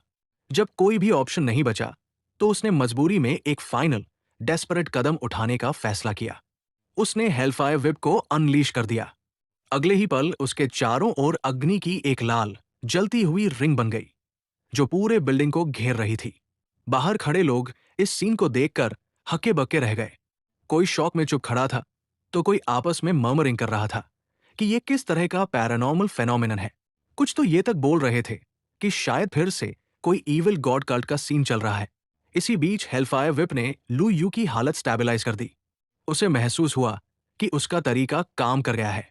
उसके शरीर से एक्सेस एनर्जी निकल चुकी थी, और हैरानी की बात यह थी कि इतनी एनर्जी बर्न होने के बाद भी उसकी स्ट्रेंथ और उसकी लिमिट कल के मुकाबले बढ़ चुकी थी। सिस्टर मम्मी ने तुरंत ये चेंज नोटिस किया और बोल पड़ी कि उसका शरीर बस थोड़ा सा फ्रेजाइल है, और पूछा कि क्या अगली बार एनर्जी ट्रांसमिशन स्लो कर दिया जाए। लू यू ने मन ही मन जोरदार हाँ भरी, क्योंकि फटने का एक्सपीरियंस कोई दोबारा लेना नहीं चाहता। इसके बाद सिस्टर मम्मी ने पूछा कि उसने कौन सी एबिलिटीज चूज की है, लेकिन अगले ही सेकंड उसने खुद ही फैसला ले लिया और एक नई पावर उसके शरीर में इंजेक्ट कर दी। उसने कहा कि क्योंकि स्पाइडर्स के 8 पैर होते हैं, वो इस एबिलिटी का नाम लिटिल सेवर रखेगी और बोला कि ये अपने नए चैंपियन से मिलने के लिए तैयार है। उसी समय दरवाजे पर अचानक तेज नॉक हुआ। कोई फिर से आ गया था। उसने दरवाजा खोला तो सामने ऑफिसर निंग खड़ी थी। उसने उसे ग्रीट किया और पूछा कि क्या उसने बाहर जो हुआ वो देखा था। लू यू जेन्युइनली हैरान होकर बोला कि बाहर आखिर हुआ क्या है। ऑफिसर निंग भी हैरान थी कि इस बार उसे कुछ पता नहीं। उसने उसकी हालत देखकर पूछा कि वो इतना पसीने पसीने क्यों है। लू यू ने कैजुअल अंदाज में कहा कि वो बस एक्सरसाइज कर रहा था। ऑफिसर निंग सीधे उसके पास से गुजरती हुई अंदर चली गई और बोली कि इस बार वो कमरे की सर्च जरूर करेगी। लू यू ने प्रोटेस्ट करने की कोशिश की, कहते हुए कि ये उसका बेडरूम है, लेकिन वो सुनने से रही। उसने पूरा कमरा छान मारा, कुछ नहीं मिला। वो खुद भी थोड़ा कंफ्यूज दिखी, क्योंकि रिपोर्ट में क्लियरली यही बिल्डिंग बताया गया था। फिर उसने कहा कि शायद ये फॉल्स अलार्म रहा होगा और उसे डिस्टर्ब करने के लिए माफी मांगी। लू यू ने हल्के अंदाज में जवाब दिया कि पुलिस के साथ कोऑपरेट करना हर सिटीजन का फर्ज होता है। ऑफिसर निंग ने जाते जाते कहा कि इतनी ज्यादा एक्सरसाइज मत किया करो, क्योंकि इतनी स्वेट की स्मेल किसी लड़की को पसंद नहीं आती। लू यू ने हिचकिचाते हुए थैंक यू कहा और उसे मिस निंग के नाम से याद किया। ये सुनकर वो मुस्कुरा दी और बोली कि ये भी कम बात नहीं कि उसने उसका सरनेम याद रखा। उसके जाने के बाद लू यू ने दरवाजा बंद किया और एक लंबी सांस छोड़ते हुए बोला कि आखिरकार उससे पीछा छूटा। लेकिन उसकी राहत पल भर की थी, क्योंकि उसे एहसास हुआ कि एक्सायोक्युआई गायब है। वो घबराकर दोबारा दरवाजा खोलता है और जो देखता है उससे उसका दिमाग घूम जाता है। एक्सायोक्युआई तो ऑफिसर निंग के साथ बाहर ही खड़ा था। उसे तुरंत फ्रस्ट्रेशन महसूस हुआ और उसने मन ही मन उस बेवकूफ से प्राणी को जोरदार डांट लगाई, उसे तुरंत वापस आने का आदेश देते हुए। लू यू एक ऐसी दुकान में दाखिल हुआ जहां खरगोश, चूहे और हैमस्टर रखे गए थे। दुकान का मालिक गेम खेलने में पूरी तरह डूबा हुआ था और बिना देखे ही कैजुअली बोल दिया कि आराम से देख लो, पसंद आए तो बता देना। लू यू ने सिर हिलाकर हामी भर दी और समझ गया कि बॉस को इस बात की बिल्कुल परवाह नहीं होने वाली कि वो क्या कर रहा है। उसने एक सफेद खरगोश को देखा और मन ही मन तय कर लिया, यही भाई खरगोश चुना जाएगा। उसने अपने शैडो सर्वेंट वाले टेक्निक का इस्तेमाल किया। उसके हाथ से काला धुआं सा निकलकर खरगोश के शरीर में समा गया और उसे नेगेटिव एनर्जी से भर दिया। लू यू को देखकर संतोष हुआ, टेक्निक काम कर रही थी। उसे याद आया कि वो ये सब क्यों कर रहा है। दोपहर में सिस्टम विंडो चेक करने के बाद उसकी नजर शैडो सर्वेंट नाम पर गई थी और उसके मन में एक ख्याल आया था, अगर ये स्किल है तो क्या वो सर्वेंट की ह्यूमन फॉर्म भी बना सकता है। ये सोचकर वो काफी एक्साइटेड हो गया था, क्योंकि एक इंसानी आकार का सर्वेंट किसी स्पाइडर कल्ट से जुड़ा नहीं होगा और लोग उसे आसानी से स्वीकार कर लेंगे। उसके दिमाग में सीन बनने लगा, ऐसा सर्वेंट उसके लिए लड़ेगा, टैंक की तरह डैमेज झेलेगा, काम करेगा और आगे चलकर शायद उसकी पूरी टीम हो। कुछ उसे मसाज देंगे, कुछ खाना बनाएंगे। लेकिन अगली ही पल उसका एक्साइटमेंट ठंडा पड़ गया, क्योंकि सवाल उठता था, इंसान वो लाएगा कहां से। वो समझ गया कि अगर उसने इस राह पर कदम रखा तो मानव सेना और अवेकन लोग उसे जिंदा नहीं छोड़ेंगे। इसी वजह से वो इस दुकान में आया था, ताकि पहले एनिमल्स पर टेस्ट करे। उसे उम्मीद नहीं थी कि ये वाकई काम करेगा, लेकिन उसी के साथ उसे एहसास भी हुआ कि खरगोश से इकट्ठा हुआ शैडो अभी भी ह्यूमन शेप बनाने के लिए बहुत कम था। उसने दुकान मालिक के पास जाकर पूछा कि इस पूरे रैबिट केस का क्या रेट है। मालिक पहले तो चौंक गया और तुरंत उठकर आ गया। वो केज बेचने के विचार पर थोड़ा शौक दिखा। उसने बताया कि केज में 13 रैबिट्स हैं, हर एक का रेट 100 रुपए। लेकिन लू यू जैसे बड़े कस्टमर के लिए वो पूरा केज 1200 में दे देगा। लू यू को कीमत थोड़ी महंगी लगी, लेकिन मालिक आज्ञा की तरह बोला कि ये बिल्कुल महंगा नहीं है। बाहर की दुनिया इतनी केओटिक है कि रैबिट्स का यही मार्केट प्राइस चल रहा है। लू यू ने एक और डिमांड जोड़ दी, उसे बर्ड्स वाला केज और सफेद चूहे भी चाहिए। मालिक की तो आंखें चमक उठीं। उसने उसे सुपर बिग कस्टमर घोषित कर दिया और तुरंत बोला कि वो सब कुछ 10% डिस्काउंट के साथ देगा, ऊपर से फ्री डिलीवरी भी। लू यू ने डील मान ली। मालिक एनिमल्स को देखते हुए बोला कि उनकी किस्मत चमक गई, अब वे इस बड़े ग्राहक के साथ खूब खाएंगे पिएंगे। अगला सीन, लू यू रैबिट्स और बर्ड्स को घर ले आया। उसने उन पर डार्क मैजिक का इस्तेमाल करते हुए शैडो सर्वेंट्स समनिंग करने की कोशिश की। उसके मन में एक हल्की गिल्ट आई। वो मान गया कि वो सच में कुछ पाप जैसा कर रहा है, लेकिन उसे यकीन था कि अब गैदर्ड शैडो इतना तो हो ही गया होगा कि सर्वेंट्स समन हो सके। जिद से उसने शैडो सर्वेंट्स को बुलाया। उसके सामने 3 शैडो सर्वेंट्स प्रकट हुए। लू यू ने आदेश दिया कि वे वहीं खड़े रहें ताकि वो उनकी स्ट्रक्चर को ठीक से ऑब्जर्व कर सके। लेकिन जैसे ही उसने उनकी आंखों में देखा, उसके अंदर एक अजीब सी बेचैनी उठी। उसका शरीर कमजोर होने लगा, उसकी आंखें धुंधली पड़ने लगी और वो बेहोश होने लगा। उसी क्षण सिस्टमॉमी प्रकट हुई। उसने लू यू का हाथ पकड़ते हुए तुरंत अनाउंस किया, अननोन एग्जिस्टेंस की ऑरा डिटेक्ट हुई है। डेंजर लेवल डिटरमाइन किया जा रहा है। ऑटो रेजिंग रिस्पॉन्स एक्टिवेट किया जा रहा है। सिस्टम मॉमी ने अपनी पावर एक्टिवेट करके सारे शैडो सर्वेंट्स को पूरी तरह डिस्ट्रॉय कर दिया और फिर उन्हें बिल्कुल शुरू से रिक्रिएट किया, क्योंकि वो लू वायु के लिए डेंजरस बन चुके थे। उस पल लू वायु अंदर से घबरा गया।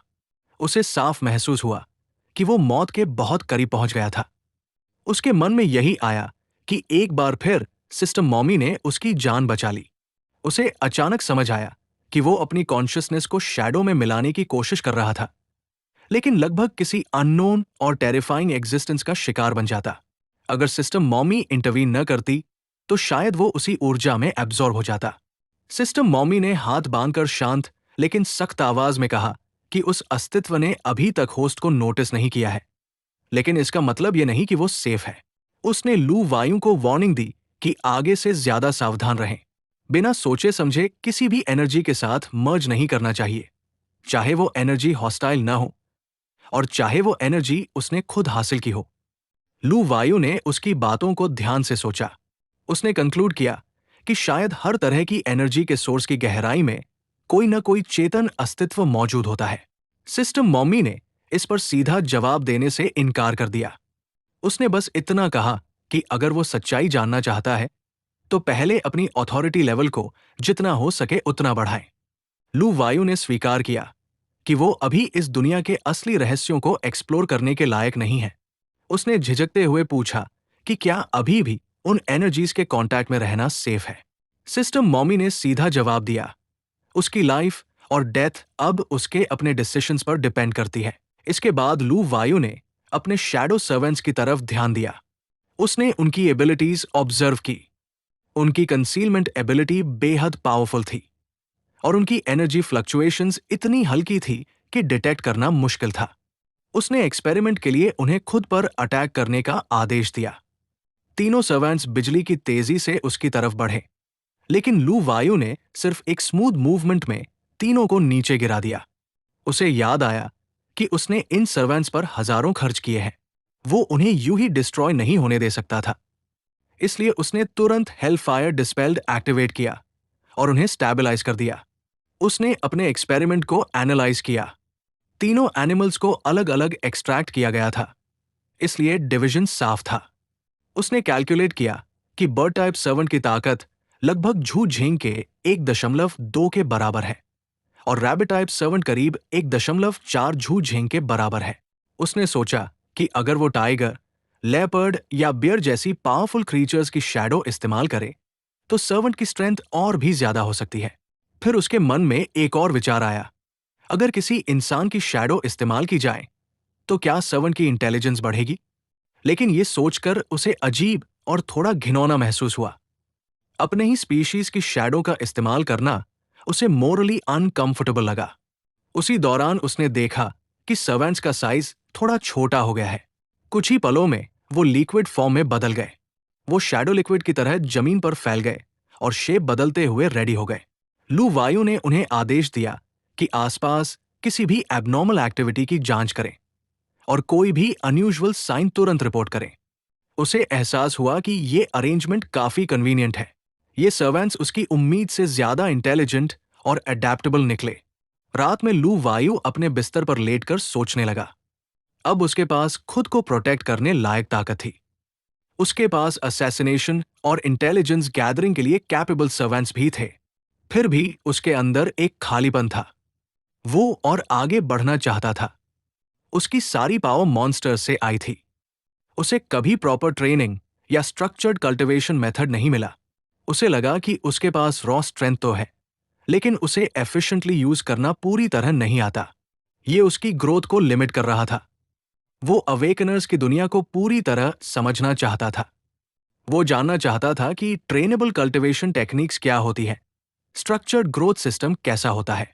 उसे पता था कि अवेकनर्स सिर्फ पावरफुल फाइटर्स नहीं होते, उनके पास सील्ड नॉलेज, हिडन सीक्रेट्स और मिस्टीरियस इंफॉर्मेशन भी होती है।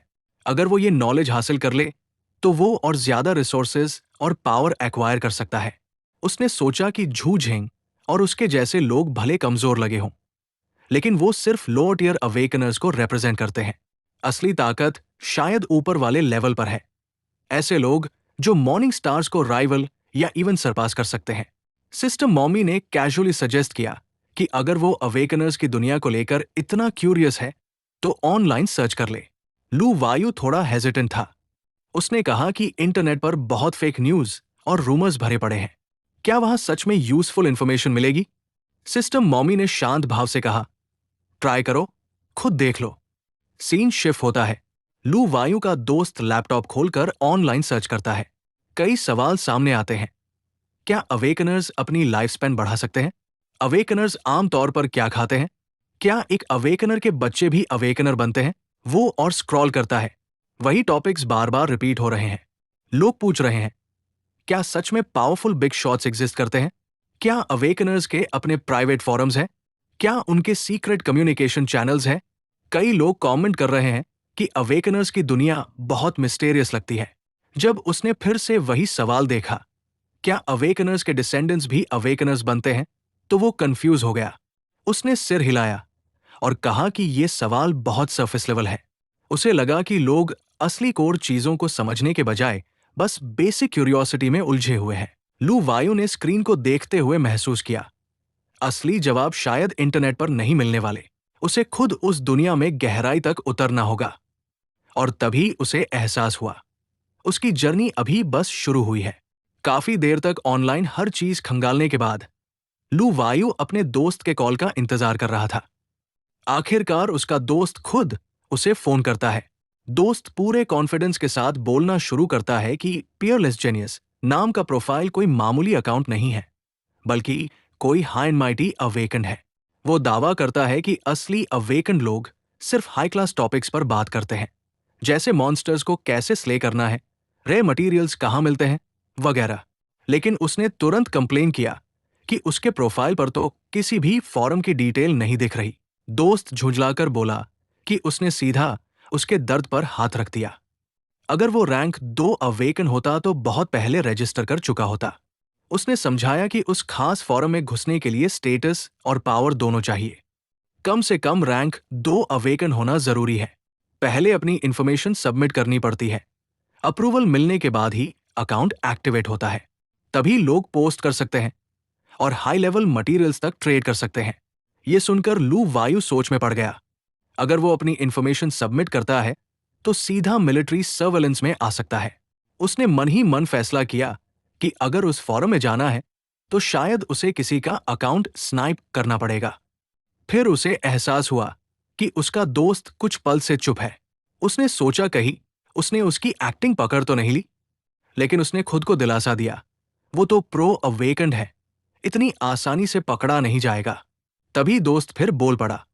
उसने कहा कि लू वायु हमेशा की तरह बातें कर रहा है, लेकिन इस बार स्कैमर जैसा लग रहा है। उसे शक है कि वो सच में अवेकन फॉरम पर है भी या नहीं।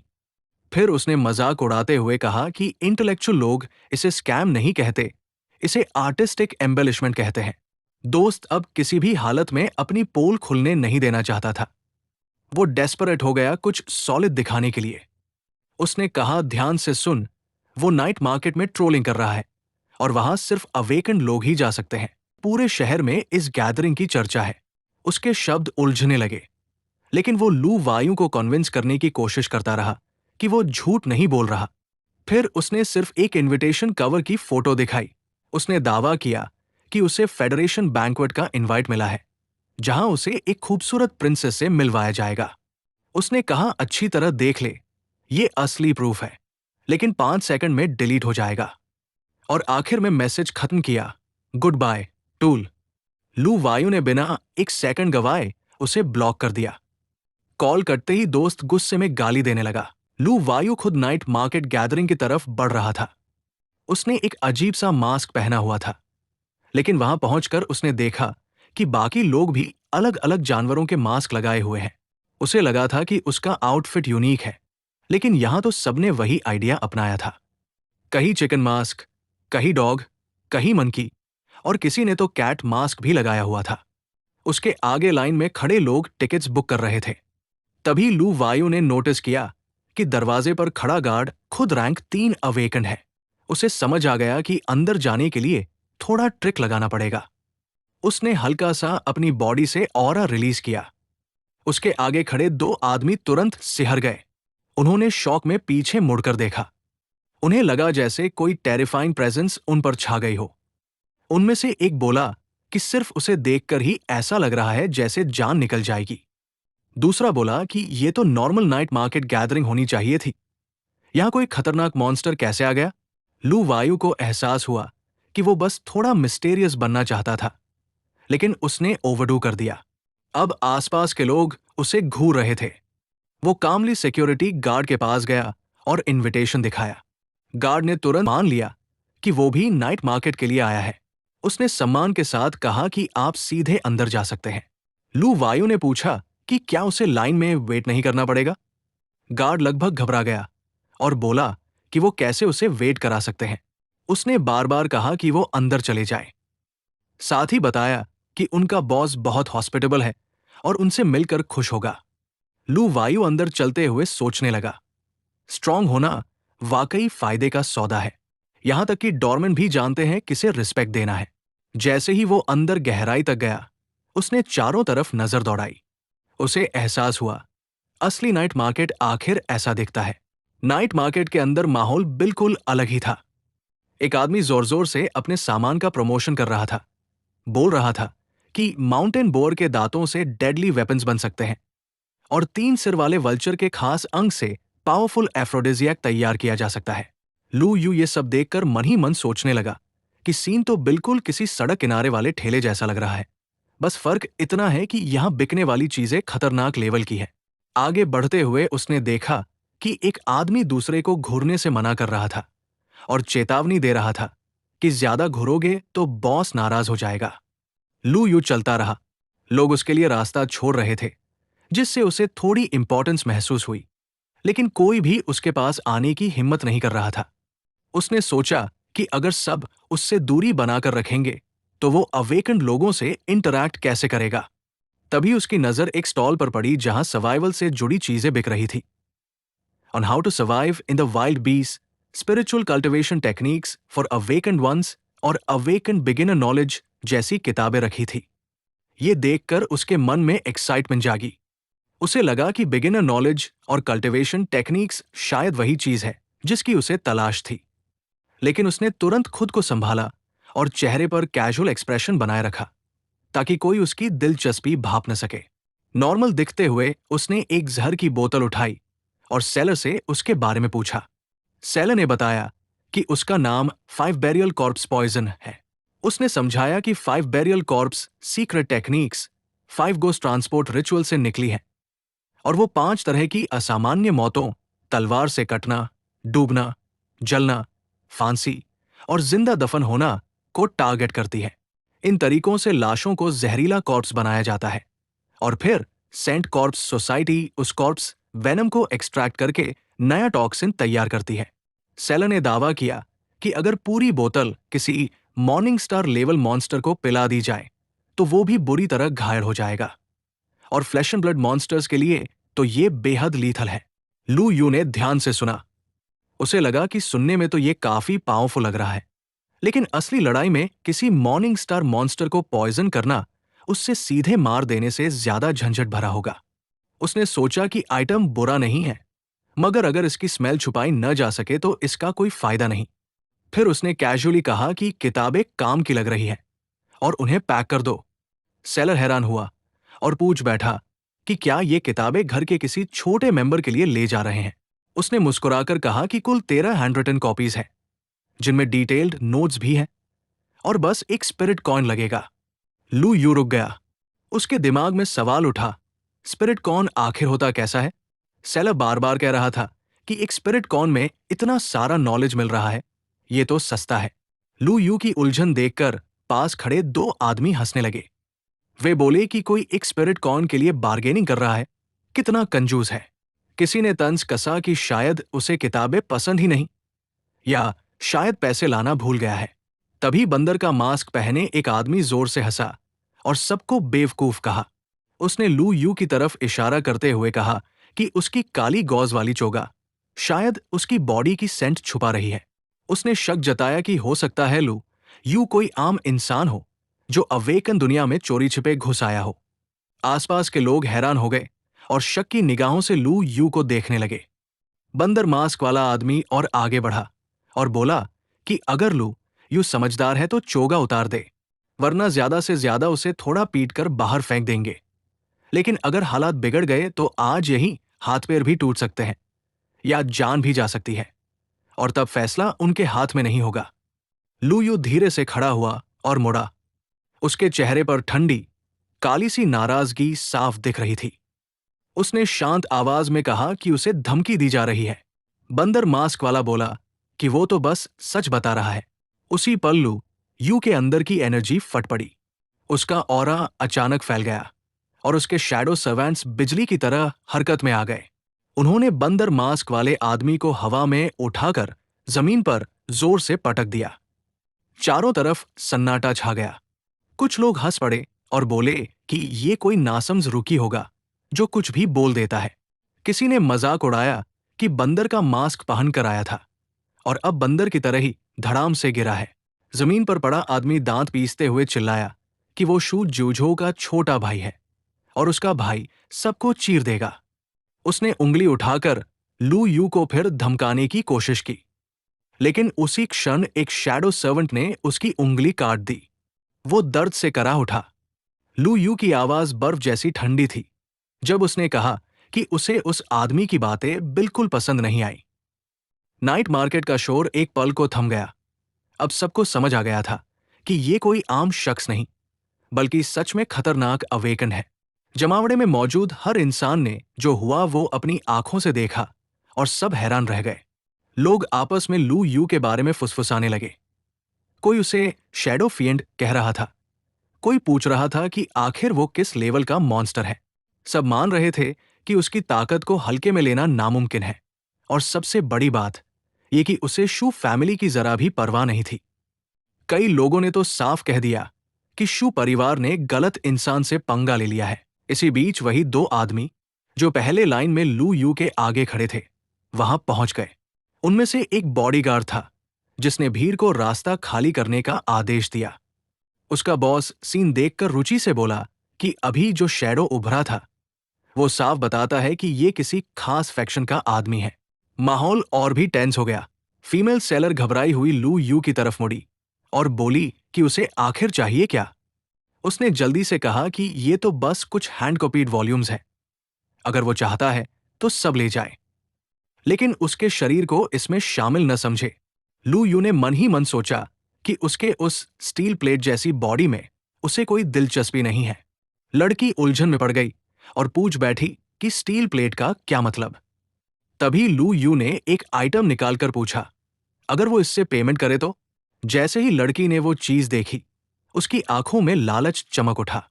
वो एक पूरी बिना डैमेज हुई ट्विस्टेड स्पाइडर वेनम सैक थी। उसने हैरानी से कहा कि इतनी फ्लॉलेस एक्सट्रैक्शन टेक्निक बेहद रेयर होती है। मॉर्निंग स्टार लेवल एक्सपर्ट्स भी अक्सर इसे पूरा नहीं निकाल पाते।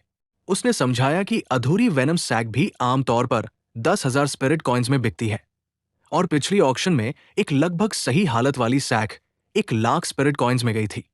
लू यू अंदर ही अंदर चौंक गया। उसने सोचा, क्या एक्सटार मटेरियल की इतनी कीमत होती है? फिर उसे एहसास हुआ कि उसकी एक्सट्रैक्शन एबिलिटी शायद सच में गॉड लेवल है। उसने गला साफ करते हुए कहा कि वो इसी से पेमेंट करेगा। क्या ये काफी है? लड़की ने तुरंत जवाब दिया, ये तो बहुत ज्यादा है। उसने कहा कि इतने में वो किताबें सुबार बेच सकती है। उसकी सीक्रेट आर्ट भी जोड़ दे तो भी कीमत पूरी नहीं बनती। उसने इंसिस्ट किया कि उसकी हैंड कॉपीड किताबें इतनी महंगी नहीं हैं। वो वेनम सैक वापस ले ले और बस एक स्पिरिट कॉइन दे दे। लू यू मन ही मन चिढ़ गया। उसने तो ये इसलिए निकाला था क्योंकि उसके पास स्पिरिट कॉइन था ही नहीं। फिर हल्की सी मुस्कान के साथ बोला कि वो दिलचस्प है, फिलहाल ये रख ले, हो सकता है आगे चलकर वो कुछ और शर्त रखे। लड़की एकदम घबरा गई और हड़बड़ाकर बोली कि अगर दूसरी शर्त से उसका मतलब कुछ और है तो वो सिर्फ अपनी उम्र के लोगों को पसंद करती है, और वो भी सिर्फ जिन्हें वो सच में पसंद करे। फिर शर्मिंदा होकर माफी भी मांग ली। लू यू ने उसे रोक दिया और सोचा कि अपने शरीर पर मजाक करने का इतना कॉन्फिडेंस आखिर आता कहां से है। लड़की ने खुद को शू शियाओचिंग बताया और अपना कॉन्टैक्ट व एड्रेस दे दिया।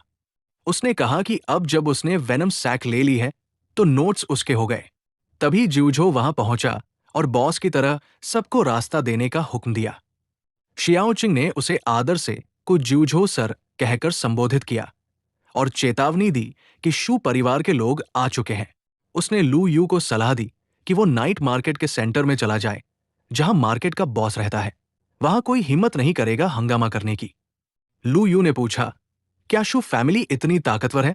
उसने बताया कि शू ज्यूझो पहले ऑर्डिनल 20 था और अब 25 की उम्र में 9th ईयर तक पहुंच चुका है। उनके पैट्रियार्क ओल्ड मास्टर शू कई सालों से 9th ईयर पर है और उन्हें मॉर्निंग स्टार के करीब पावर हाउस कहना गलत नहीं होगा। उसने चेतावनी दी कि लू यू भले ही स्ट्रांग है पर शू परिवार एक बड़ा क्लैन है, अगर वो अभी नहीं गया तो मुश्किल में पड़ जाएगा। लू यू ने मन में सोचा, क्या दो 9th ईयर अवेकन ही बड़ी फैमिली कहलाते हैं? और वो आगे बढ़ने लगा। शियाओचिंग ने उसे रोकने की कोशिश की लेकिन एक शैडो सर्वेंट ने उसका रास्ता ब्लॉक कर दिया। वो घबरा गई और बोली कि अभी सीधा टकराना सही नहीं, पहले स्ट्रैटेजिक रिट्रीट करना चाहिए। घबराहट में उसने उसे बिग ब्रदर कह दिया। लू यू को झुंझलाहट हुई, वो कब उसका बड़ा भाई बन गया? उसने सोचा, क्या पिछले जन्म में ये कोई कुत्ता टाइप स्ट्रैटेजिस्ट थी जो हर वक्त सोशल प्लानिंग करती रहती है। उधर जूझो का छोटा भाई रो रो कर अपने बड़े भाई से बदला लेने की भीख मांग रहा था। कह रहा था कि लू यू ने उसका हाथ काट दिया और उसकी जिंदगी बर्बाद कर दी। ज्यूझो ने शांत स्वर में कहा कि उसे बताने की जरूरत नहीं, वो सब जानता है। वो लू यू की तरफ मुड़ा और सजा सुनाने ही वाला था कि अचानक उसकी नजर लू यू की दबंग पावर और उसके पास खड़े शैडो सर्वेंट्स पर पड़ी। अगले ही पल सब स्तब्ध रह गए। ज्यूझो ने अपने छोटे भाई की गर्दन पकड़कर एक झटके में तोड़ दी। वो वही ढेर हो गया। ज्यूझो ने लाश को लू यू के पैरों के पास फेंका और खुद घुटनों के बल बैठ गया, जैसे किसी राजा के सामने झुक रहा हो। वो कांपते हुए बोला कि वो अपने घर की सही परवरिश नहीं कर पाया। उसके परिवार के युवक ने लू यू का अपमान किया, इसलिए उसने खुद उसे सजा दे दी। उसने माफी की भीख मांगी। लू यू कुछ पल तक उसे घूरता रहा, पूरी तरह कंफ्यूज। उसके दिमाग में बस एक ही ख्याल घूम रहा था, कोई भी नॉर्मल विलेन ऐसा बिहेव नहीं करता। लू यू चुप खड़ा रहा। ज्यूझो के माथे पर पसीना आ गया। वो अंदर ही अंदर सोचने लगा कि सामने वाला कुछ बोल क्यों नहीं रहा। क्या वो अभी भी संतुष्ट नहीं है? घबराहट में उसने तुरंत कुछ पैसा आगे बढ़ाया और कहा कि शू फैमिली अतिरिक्त 1000 स्पिरिट कॉइन्स मुआवजे के तौर पर देने को तैयार है। उसने लगभग कसम खाते हुए कहा कि पहले जो भी हुआ उसमें शू परिवार की कोई मंशा नहीं थी कि वे शैडो कटिंग लिनिएज को नाराज करें। लू यू ने मन ही मन सोचा, ये शैडो कटिंग लिनिएज क्या है? कहीं ये भी शू परिवार जैसा कोई कमजोर क्लैन तो नहीं? उसे लगा कि शायद उन्होंने उसके शैडो सर्वेंट्स को उसी लाइनेज का समझ लिया है। उसे इससे कोई फर्क नहीं पड़ा। उसने ठंडे स्वर में कहा कि इसे सबक समझो। ज्यूझो ने तुरंत सिर झुकाकर कहा कि वे अभी चले जाते हैं। लू यू ने इशारा किया और उन्हें जाने दिया। फिर वो खुद भी वहां से आगे बढ़ गया। उधर जोकर जैसे कपड़े पहने एक आदमी ने ज्यूझो से पूछा कि उसने अपने ही भाई को क्यों मार डाला। ज्यूझो कांपते हुए बोला कि वे लगभग फंस ही गए थे। उसने कहा कि वो आदमी शैडो कटिंग लिनिएज से है। जोकर ने हैरानी से वही नाम दोहराया। ज्यूझो ने समझाया कि ये लाइनेज शैडो एनर्जी का इस्तेमाल करके खास लाशों को रिचुअल रिफाइन करके शैडो सेंटिनल्स बनाती है जो उनके लिए काम करते हैं। ये शैडो सेंटिनल जनजात हत्यारे होते हैं, बेहद खतरनाक एबिलिटीज के साथ। उसने आगे बताया कि स्कारलेट हैंड नाम का एक विशाल असैसिन ऑर्गेनाइजेशन है जो कई देशों और फेडरेशंस में फैला हुआ है और मॉर्निंग स्टार लेवल एक्सपर्ट्स तक की हत्या कर सकता है। उनके ऊपरी स्तर, जिसे 13 रेड मून्स कहा जाता है, उसमें भी शैडो कटिंग लिनिएज के पावर हाउस शामिल है। जिउझो ने कहा कि एक शैडो सेंटिनल को रिफाइन करने के लिए भारी मात्रा में एनर्जी चाहिए, और उस परिवार के एलीट युवाओं के पास भी आमतौर पर सिर्फ एक ही सेंटिनल होता है। उसने याद किया कि आज सुबह सबसे पहले उसे अपने बेटे के घायल होने की खबर मिली थी, और अभी उसने देखा कि उस आदमी के पास पूरे 3 शैडो सेंटिनल खड़े थे। इससे उसकी हैसियत साफ जाहिर हो गई। उसे लगा कि वे शू परिवार के खिलाफ कुछ बड़ा प्लान कर रहे थे। उसने राहत की सांस लेते हुए कहा कि सौभाग्य से वो खुद बाहर यात्रा पर था और घर की जिम्मेदारी संभाल रहा था, वरना बड़ा अनर्थ हो जाता। उसके सेवक ने तुरंत उसकी दूरदर्शिता की तारीफ की। अचानक जिउझो चिल्लाया, अगर आगे चलकर कोई शू नाम का इस्तेमाल करके मुसीबत खड़ी करे तो? उसने कहा कि उसके पास एक आइडिया है। चूंकि उसने अपने ही बेटे को मार दिया है, उसे अपराध बोध हो रहा है। वापस जाकर वो परिवार के मुखिया पद से हट जाएगा और किसी और को जिम्मेदारी सौंप देगा। उसके सेवक घबरा गए और बोले कि ऐसा बिल्कुल नहीं हो सकता। उन्होंने कहा कि उसके बिना परिवार बिखर जाएगा। इधर लू यू सोच रहा था कि इस छोटे से ड्रामे के बाद अब कुछ खास नहीं बचा। उसने मन में कहा कि वो लड़का तो भाग गया, कम से कम थोड़ा अभिनय तो करता। यहां तक कि शू परिवार जैसा बड़ा नाम भी डरकर पीछे हट गया। उस एक वार का असर वाकई डरावना था। लू यू का ऑरा देखकर शियाओचिंग पूरी तरह मोहित हो चुकी थी। तभी एक बॉडीगार्ड सम्मान से उसके पास आया, उसे लॉर्ड कहकर संबोधित किया और बताया कि नाइट मार्केट का बॉस उससे मिलना चाहता है। लू यू ने सहजता से हामी भर दी। शियाओचिंग भी तुरंत बोली कि वो साथ चलेगी। उसे बिग शॉट कहकर इंसिस्ट करने लगी कि वो भी उसके साथ जाएगी। जब लू यू आगे बढ़ा तो आसपास लोग धीरे धीरे फुसफुसाने लगे। वे कह रहे थे कि पीले कपड़े वाला आदमी बेहद रहस्यमय है। वो कुछ बोले बिना ही ऐसा दबाव महसूस हो रहा है जैसे सीने पर कोई भारी चीज रखती हो। सांस लेना मुश्किल हो रहा है। किसे उम्मीद थी कि एक साधारण से नाइट मार्केट में ऐसा पावर हाउस मिलेगा? उसकी शैडो एनर्जी काली गॉज की तरह उसे ढके हुए थी। वो रात का कोई शासक लग रहा था और पीली चोगा के साथ तो बिल्कुल असाधारण दिख रहा था।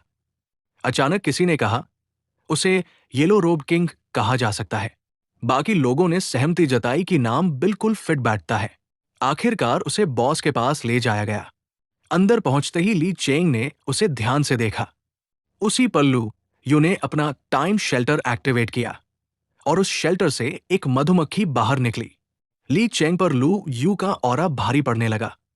चारों ओर शैडो छा गई। ली चेंग ने अपने बाल पकड़ लिए। उसे लगा जैसे कोई सुनहरी टिड्डी आसमान को ढक रही हो। उसे एहसास हुआ मानो वो शक्ति अतीत और भविष्य को नजरअंदाज कर सकती है और उन समयों को भी निगल सकती है जिनमें वो कभी मौजूद था। उसके मन में घबराहट भर गई। उसे लगा उसे तुरंत भागना चाहिए। अचानक उसके मुंह से खून बहने लगा और उसी खून में से एक कीड़ा निकल आया। पास खड़े घोस्ट बेर ने तुरंत पूछा कि मास्टर ठीक है या नहीं। गुस्से से भरा घोस्ट बेर लू यू पर हमला करने को तैयार हो गया, लेकिन ली चेंग ने उसे रोक दिया और कहा कि बदतमीजी न करे। घोस्ट बेर उलझन में था, मगर उसने आदेश मान लिया। फिर ली चेंग ने खुद को संभाला, लू यू के सामने झुककर अपना परिचय दिया। वो फेडरल स्पेशल डिवीजन का ली चेंग है। उसने पूरी विनम्रता और सम्मान के साथ खुद को प्रस्तुत किया।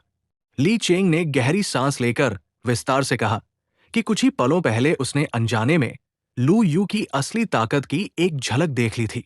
वो साफ तौर पर समझ चुका था कि सामने खड़ा व्यक्ति साधारण नहीं है। उसने झुककर कहा कि अगर उसकी वो हरकत किसी भी तरह की बेअदबी मानी जाए तो वो क्षमा चाहता है। माहौल में हल्की खामोशी छा गई। अपनी गलती की भरपाई करने के लिए उसने तुरंत घोषणा की कि वो उस ट्रेजर की बिडिंग में हिस्सा नहीं लेगा। इतना ही नहीं, उसने वादा किया कि इस मामले से जुड़ी हर छोटी बड़ी जानकारी वो बिना कुछ छुपाए लू यू के साथ शेयर करेगा। उसी समय एक और व्यक्ति आगे आया। उसने खुद को मां यांग बताया और सम्मान से कहा कि सीनियर का नाइट मार्केट में स्वागत है। उसने कहा कि अब तो सभी को मालूम है कि चोर उसी ट्रेजर के पीछे आए हैं।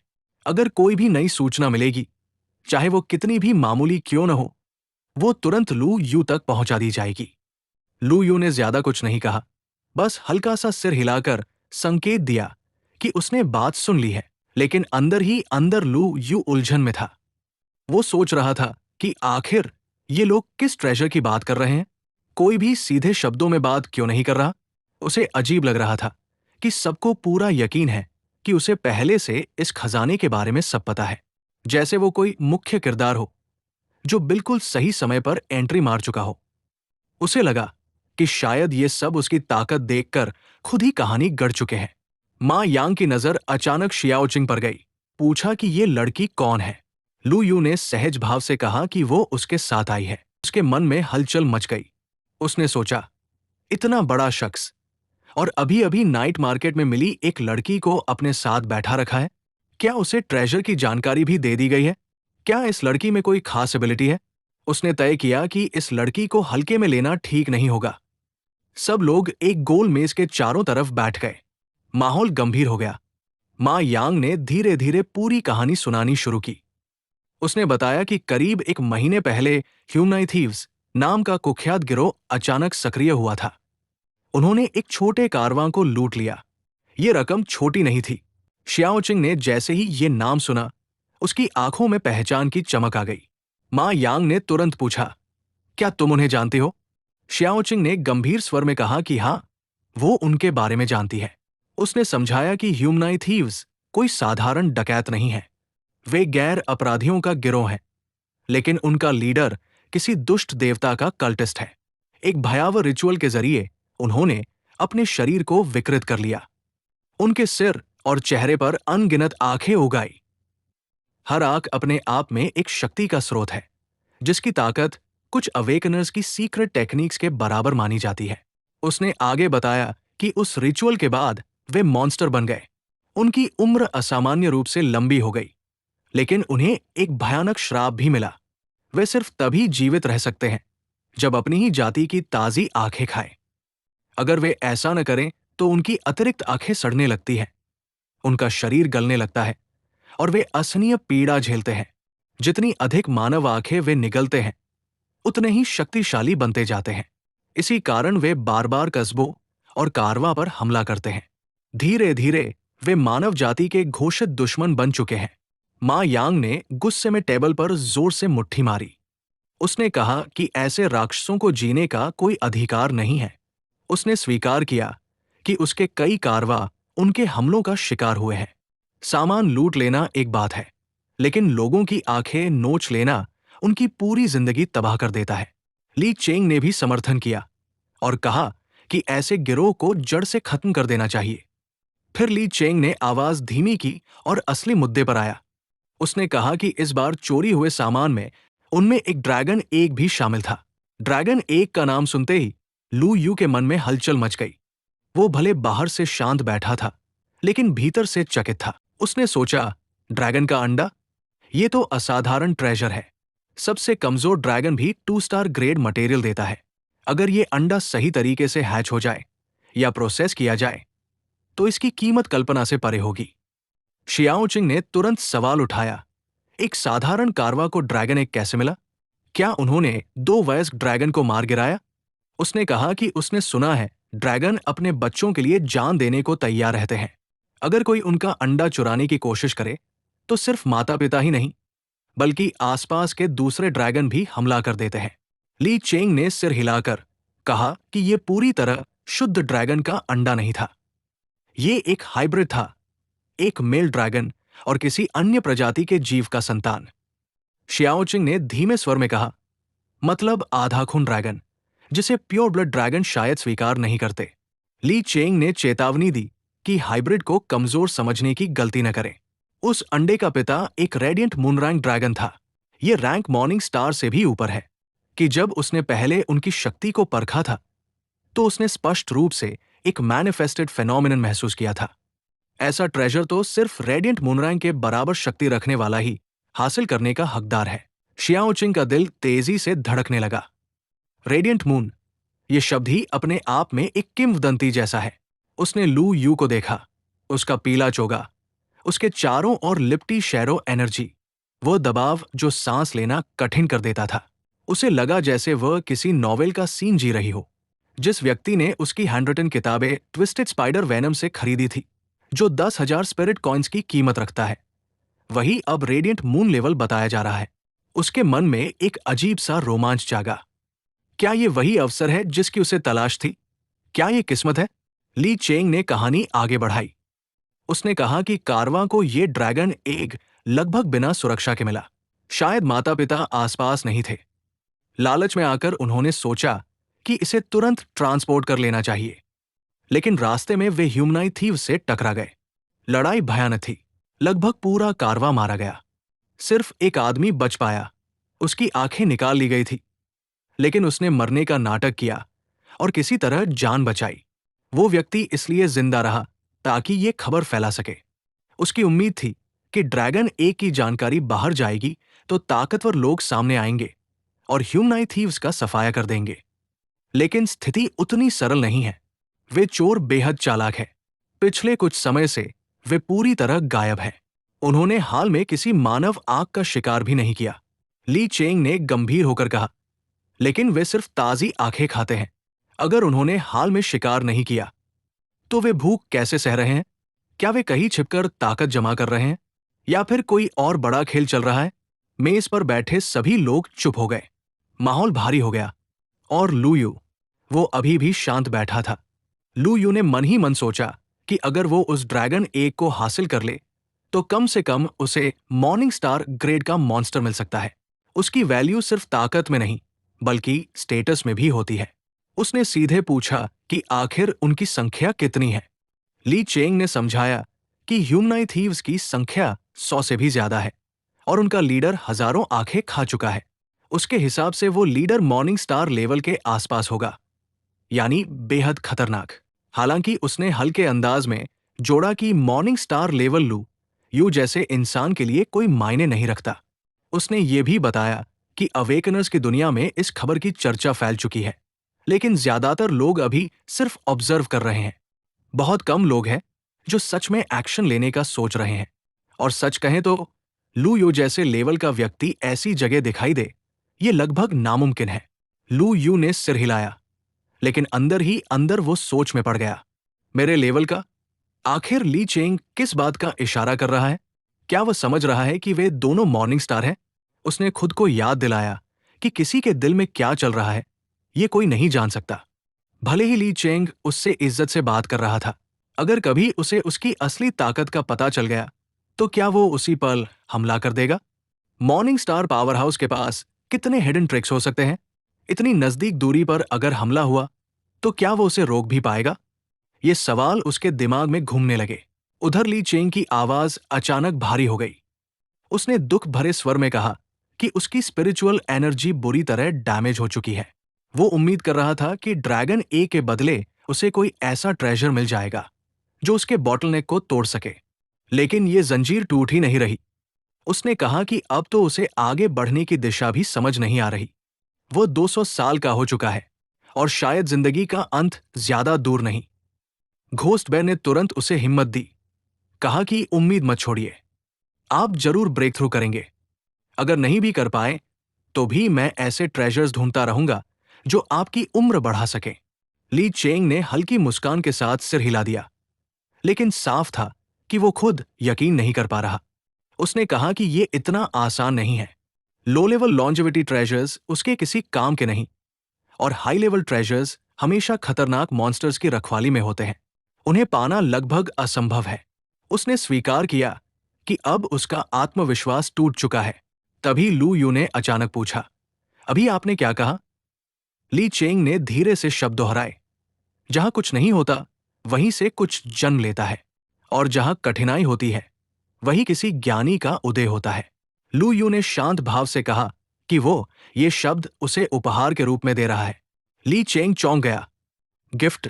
उसने फिर उन शब्दों को दोहराया, लेकिन इस बार उसके चेहरे का रंग बदल चुका था। जहां कुछ नहीं, वहां से कुछ पैदा होता है। जहां कठिनाई, वहां। उसके शब्द धीरे धीरे उलझने लगे, जैसे वो किसी गहरे एहसास में डूब गया हो। अचानक उसकी आंखें चौड़ी हो गई और अगले ही पल ली चेंग जोर से चिल्ला उठा, जैसे उसका पूरा मानसिक संतुलन टूट गया हो। घोस्ट बेयर घबरा गया और तुरंत उसे पकड़कर शांत करने की कोशिश करने लगा, लेकिन ली चेंग जैसे किसी ट्रांस में चला गया था। उसकी हरकतें बेकाबू थी, जैसे अंदर सालों से दबा हुआ कुछ अचानक फट पड़ा हो। घोस्ट बेयर ने दांत भींचे और गुस्से से लू यू की तरफ देखा, पूछा कि उसने उसके मास्टर के साथ आखिर किया क्या है। माहौल अचानक तनाव से भर गया। लू यू ने बाहर से बस हल्की सी हंसी छोड़ी, लेकिन अंदर से वो खुद पूरी तरह घबरा चुका था। उसे समझ ही नहीं आ रहा था कि उसे क्यों ब्लेम किया जा रहा है। उसने तो सिर्फ एक साधारण सी कंफर्टिंग लाइन कही थी, वो भी इसलिए क्योंकि उसे ली चेंग की हालत पर तरस आ गया था। उसने मन ही मन सोचा, ये इतना ओवर रिएक्ट क्यों कर रहा है। इसी उथल पुथल के बीच अचानक सब कुछ बदल गया। ली चेंग एकदम शांत हो गया। उसके शरीर से अचानक एक बेहद शुद्ध और पॉजिटिव एनर्जी बाहर फैलने लगी। हवा भारी हो गई। उसके आसपास का स्पेस जैसे कंपन करने लगा। उसने आंखें बंद की और गहरी आवाज में कहा, शून्य से अस्तित्व जन्म लेता है, कठिनाई से सहजता निकलती है, यिन और यांग चक्र की तरह घूमते हैं। उसकी आवाज अब स्थिर थी, पागलपन गायब हो चुका था। उसने कहा कि अब उसे सब समझ में आ गया है, वो एनलाइटमेंट प्राप्त कर चुका है। जैसे ही उसने ये कहा, उसकी ऊर्जा चारों तरफ लहरों की तरह फैल गई। पूरी नाइट मार्केट उस ऊर्जा से भर गई। दुकानों के ऊपर लगे लाइट्स हल्के हल्के फ्लिकर करने लगे। शियाओ चिंग की आंखें उत्साह से चमक उठीं। उसने तुरंत कहा कि उसने किताबों में ऐसा फेनोमेनन पढ़ा है। ये एनलाइटमेंट है। ये वही अवस्था है जब कोई अपनी आध्यात्मिक बेड़ियां तोड़ देता है। ली चेंग ने अपना बॉटलनेक तोड़ दिया है। उसने वो अवेकनिंग पा ली है जिसके लिए वो वर्षों से संघर्ष कर रहा था। लू यू ये सब देखकर चुप खड़ा रहा। बाहर से वो शांत दिख रहा था, लेकिन अंदर से उसे हल्की चिढ़ हो रही थी। एक लाइन पढ़कर एनलाइटमेंट, मैंने पूरा दाओ दे जिंग पढ़ा था, फिर भी इमॉर्टल नहीं बना। आखिर उसे किस बात की समझ मिली जो मुझे नहीं मिली। एनर्जी का प्रभाव सिर्फ मार्केट तक सीमित नहीं रहा, वो बाहर की सड़कों तक फैल गया। घोस्ट बेयर की आंखों में आंसू आ गए। उसने अपने मास्टर को इतना खुश कभी नहीं देखा था। वो तुरंत लू यू के पैरों में गिर पड़ा। उसने स्वीकार किया कि उसने गलत समझा था। उसने कहा कि वो महानता को पहचान नहीं पाया। उसने सजा मांगी, जो भी दंड लू यू उचित समझे। लू यू ने तुरंत उसे उठाया और कहा कि बात खत्म, कोई सजा नहीं। ली चेंग आगे बढ़ा और गहरी श्रद्धा से लू यू को धन्यवाद दिया। उसने कहा कि उसकी क्षमता की कोई सीमा नहीं। उसने दावा किया कि लू यू ने उसके यिन एंड ड्युअलिटी रिचुअल को एक नजर में समझ लिया।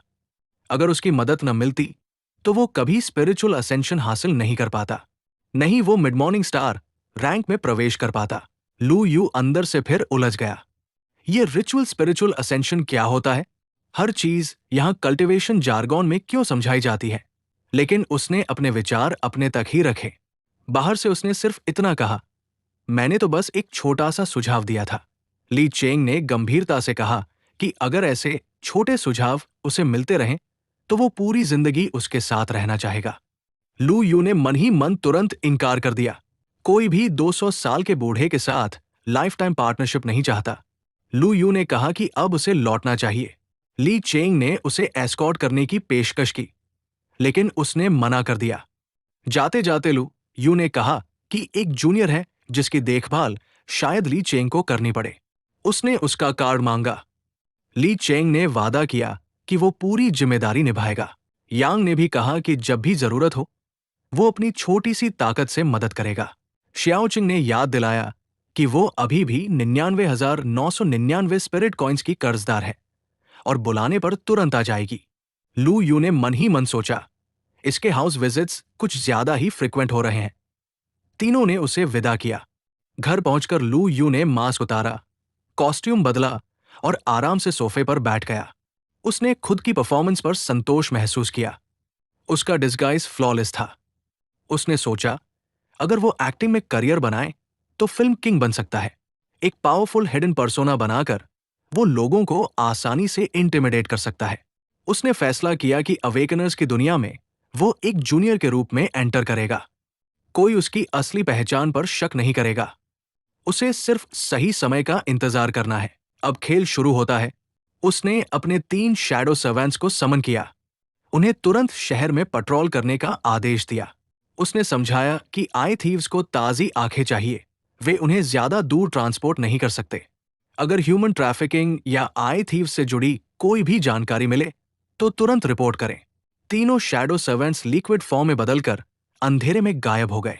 लू यू ने एक किताब उठाई और पढ़ना शुरू किया। वो अवेकनर्स सिस्टम के काम करने का तरीका समझने लगा। हर पेज के साथ उसकी क्यूरियोसिटी और बढ़ती जा रही थी।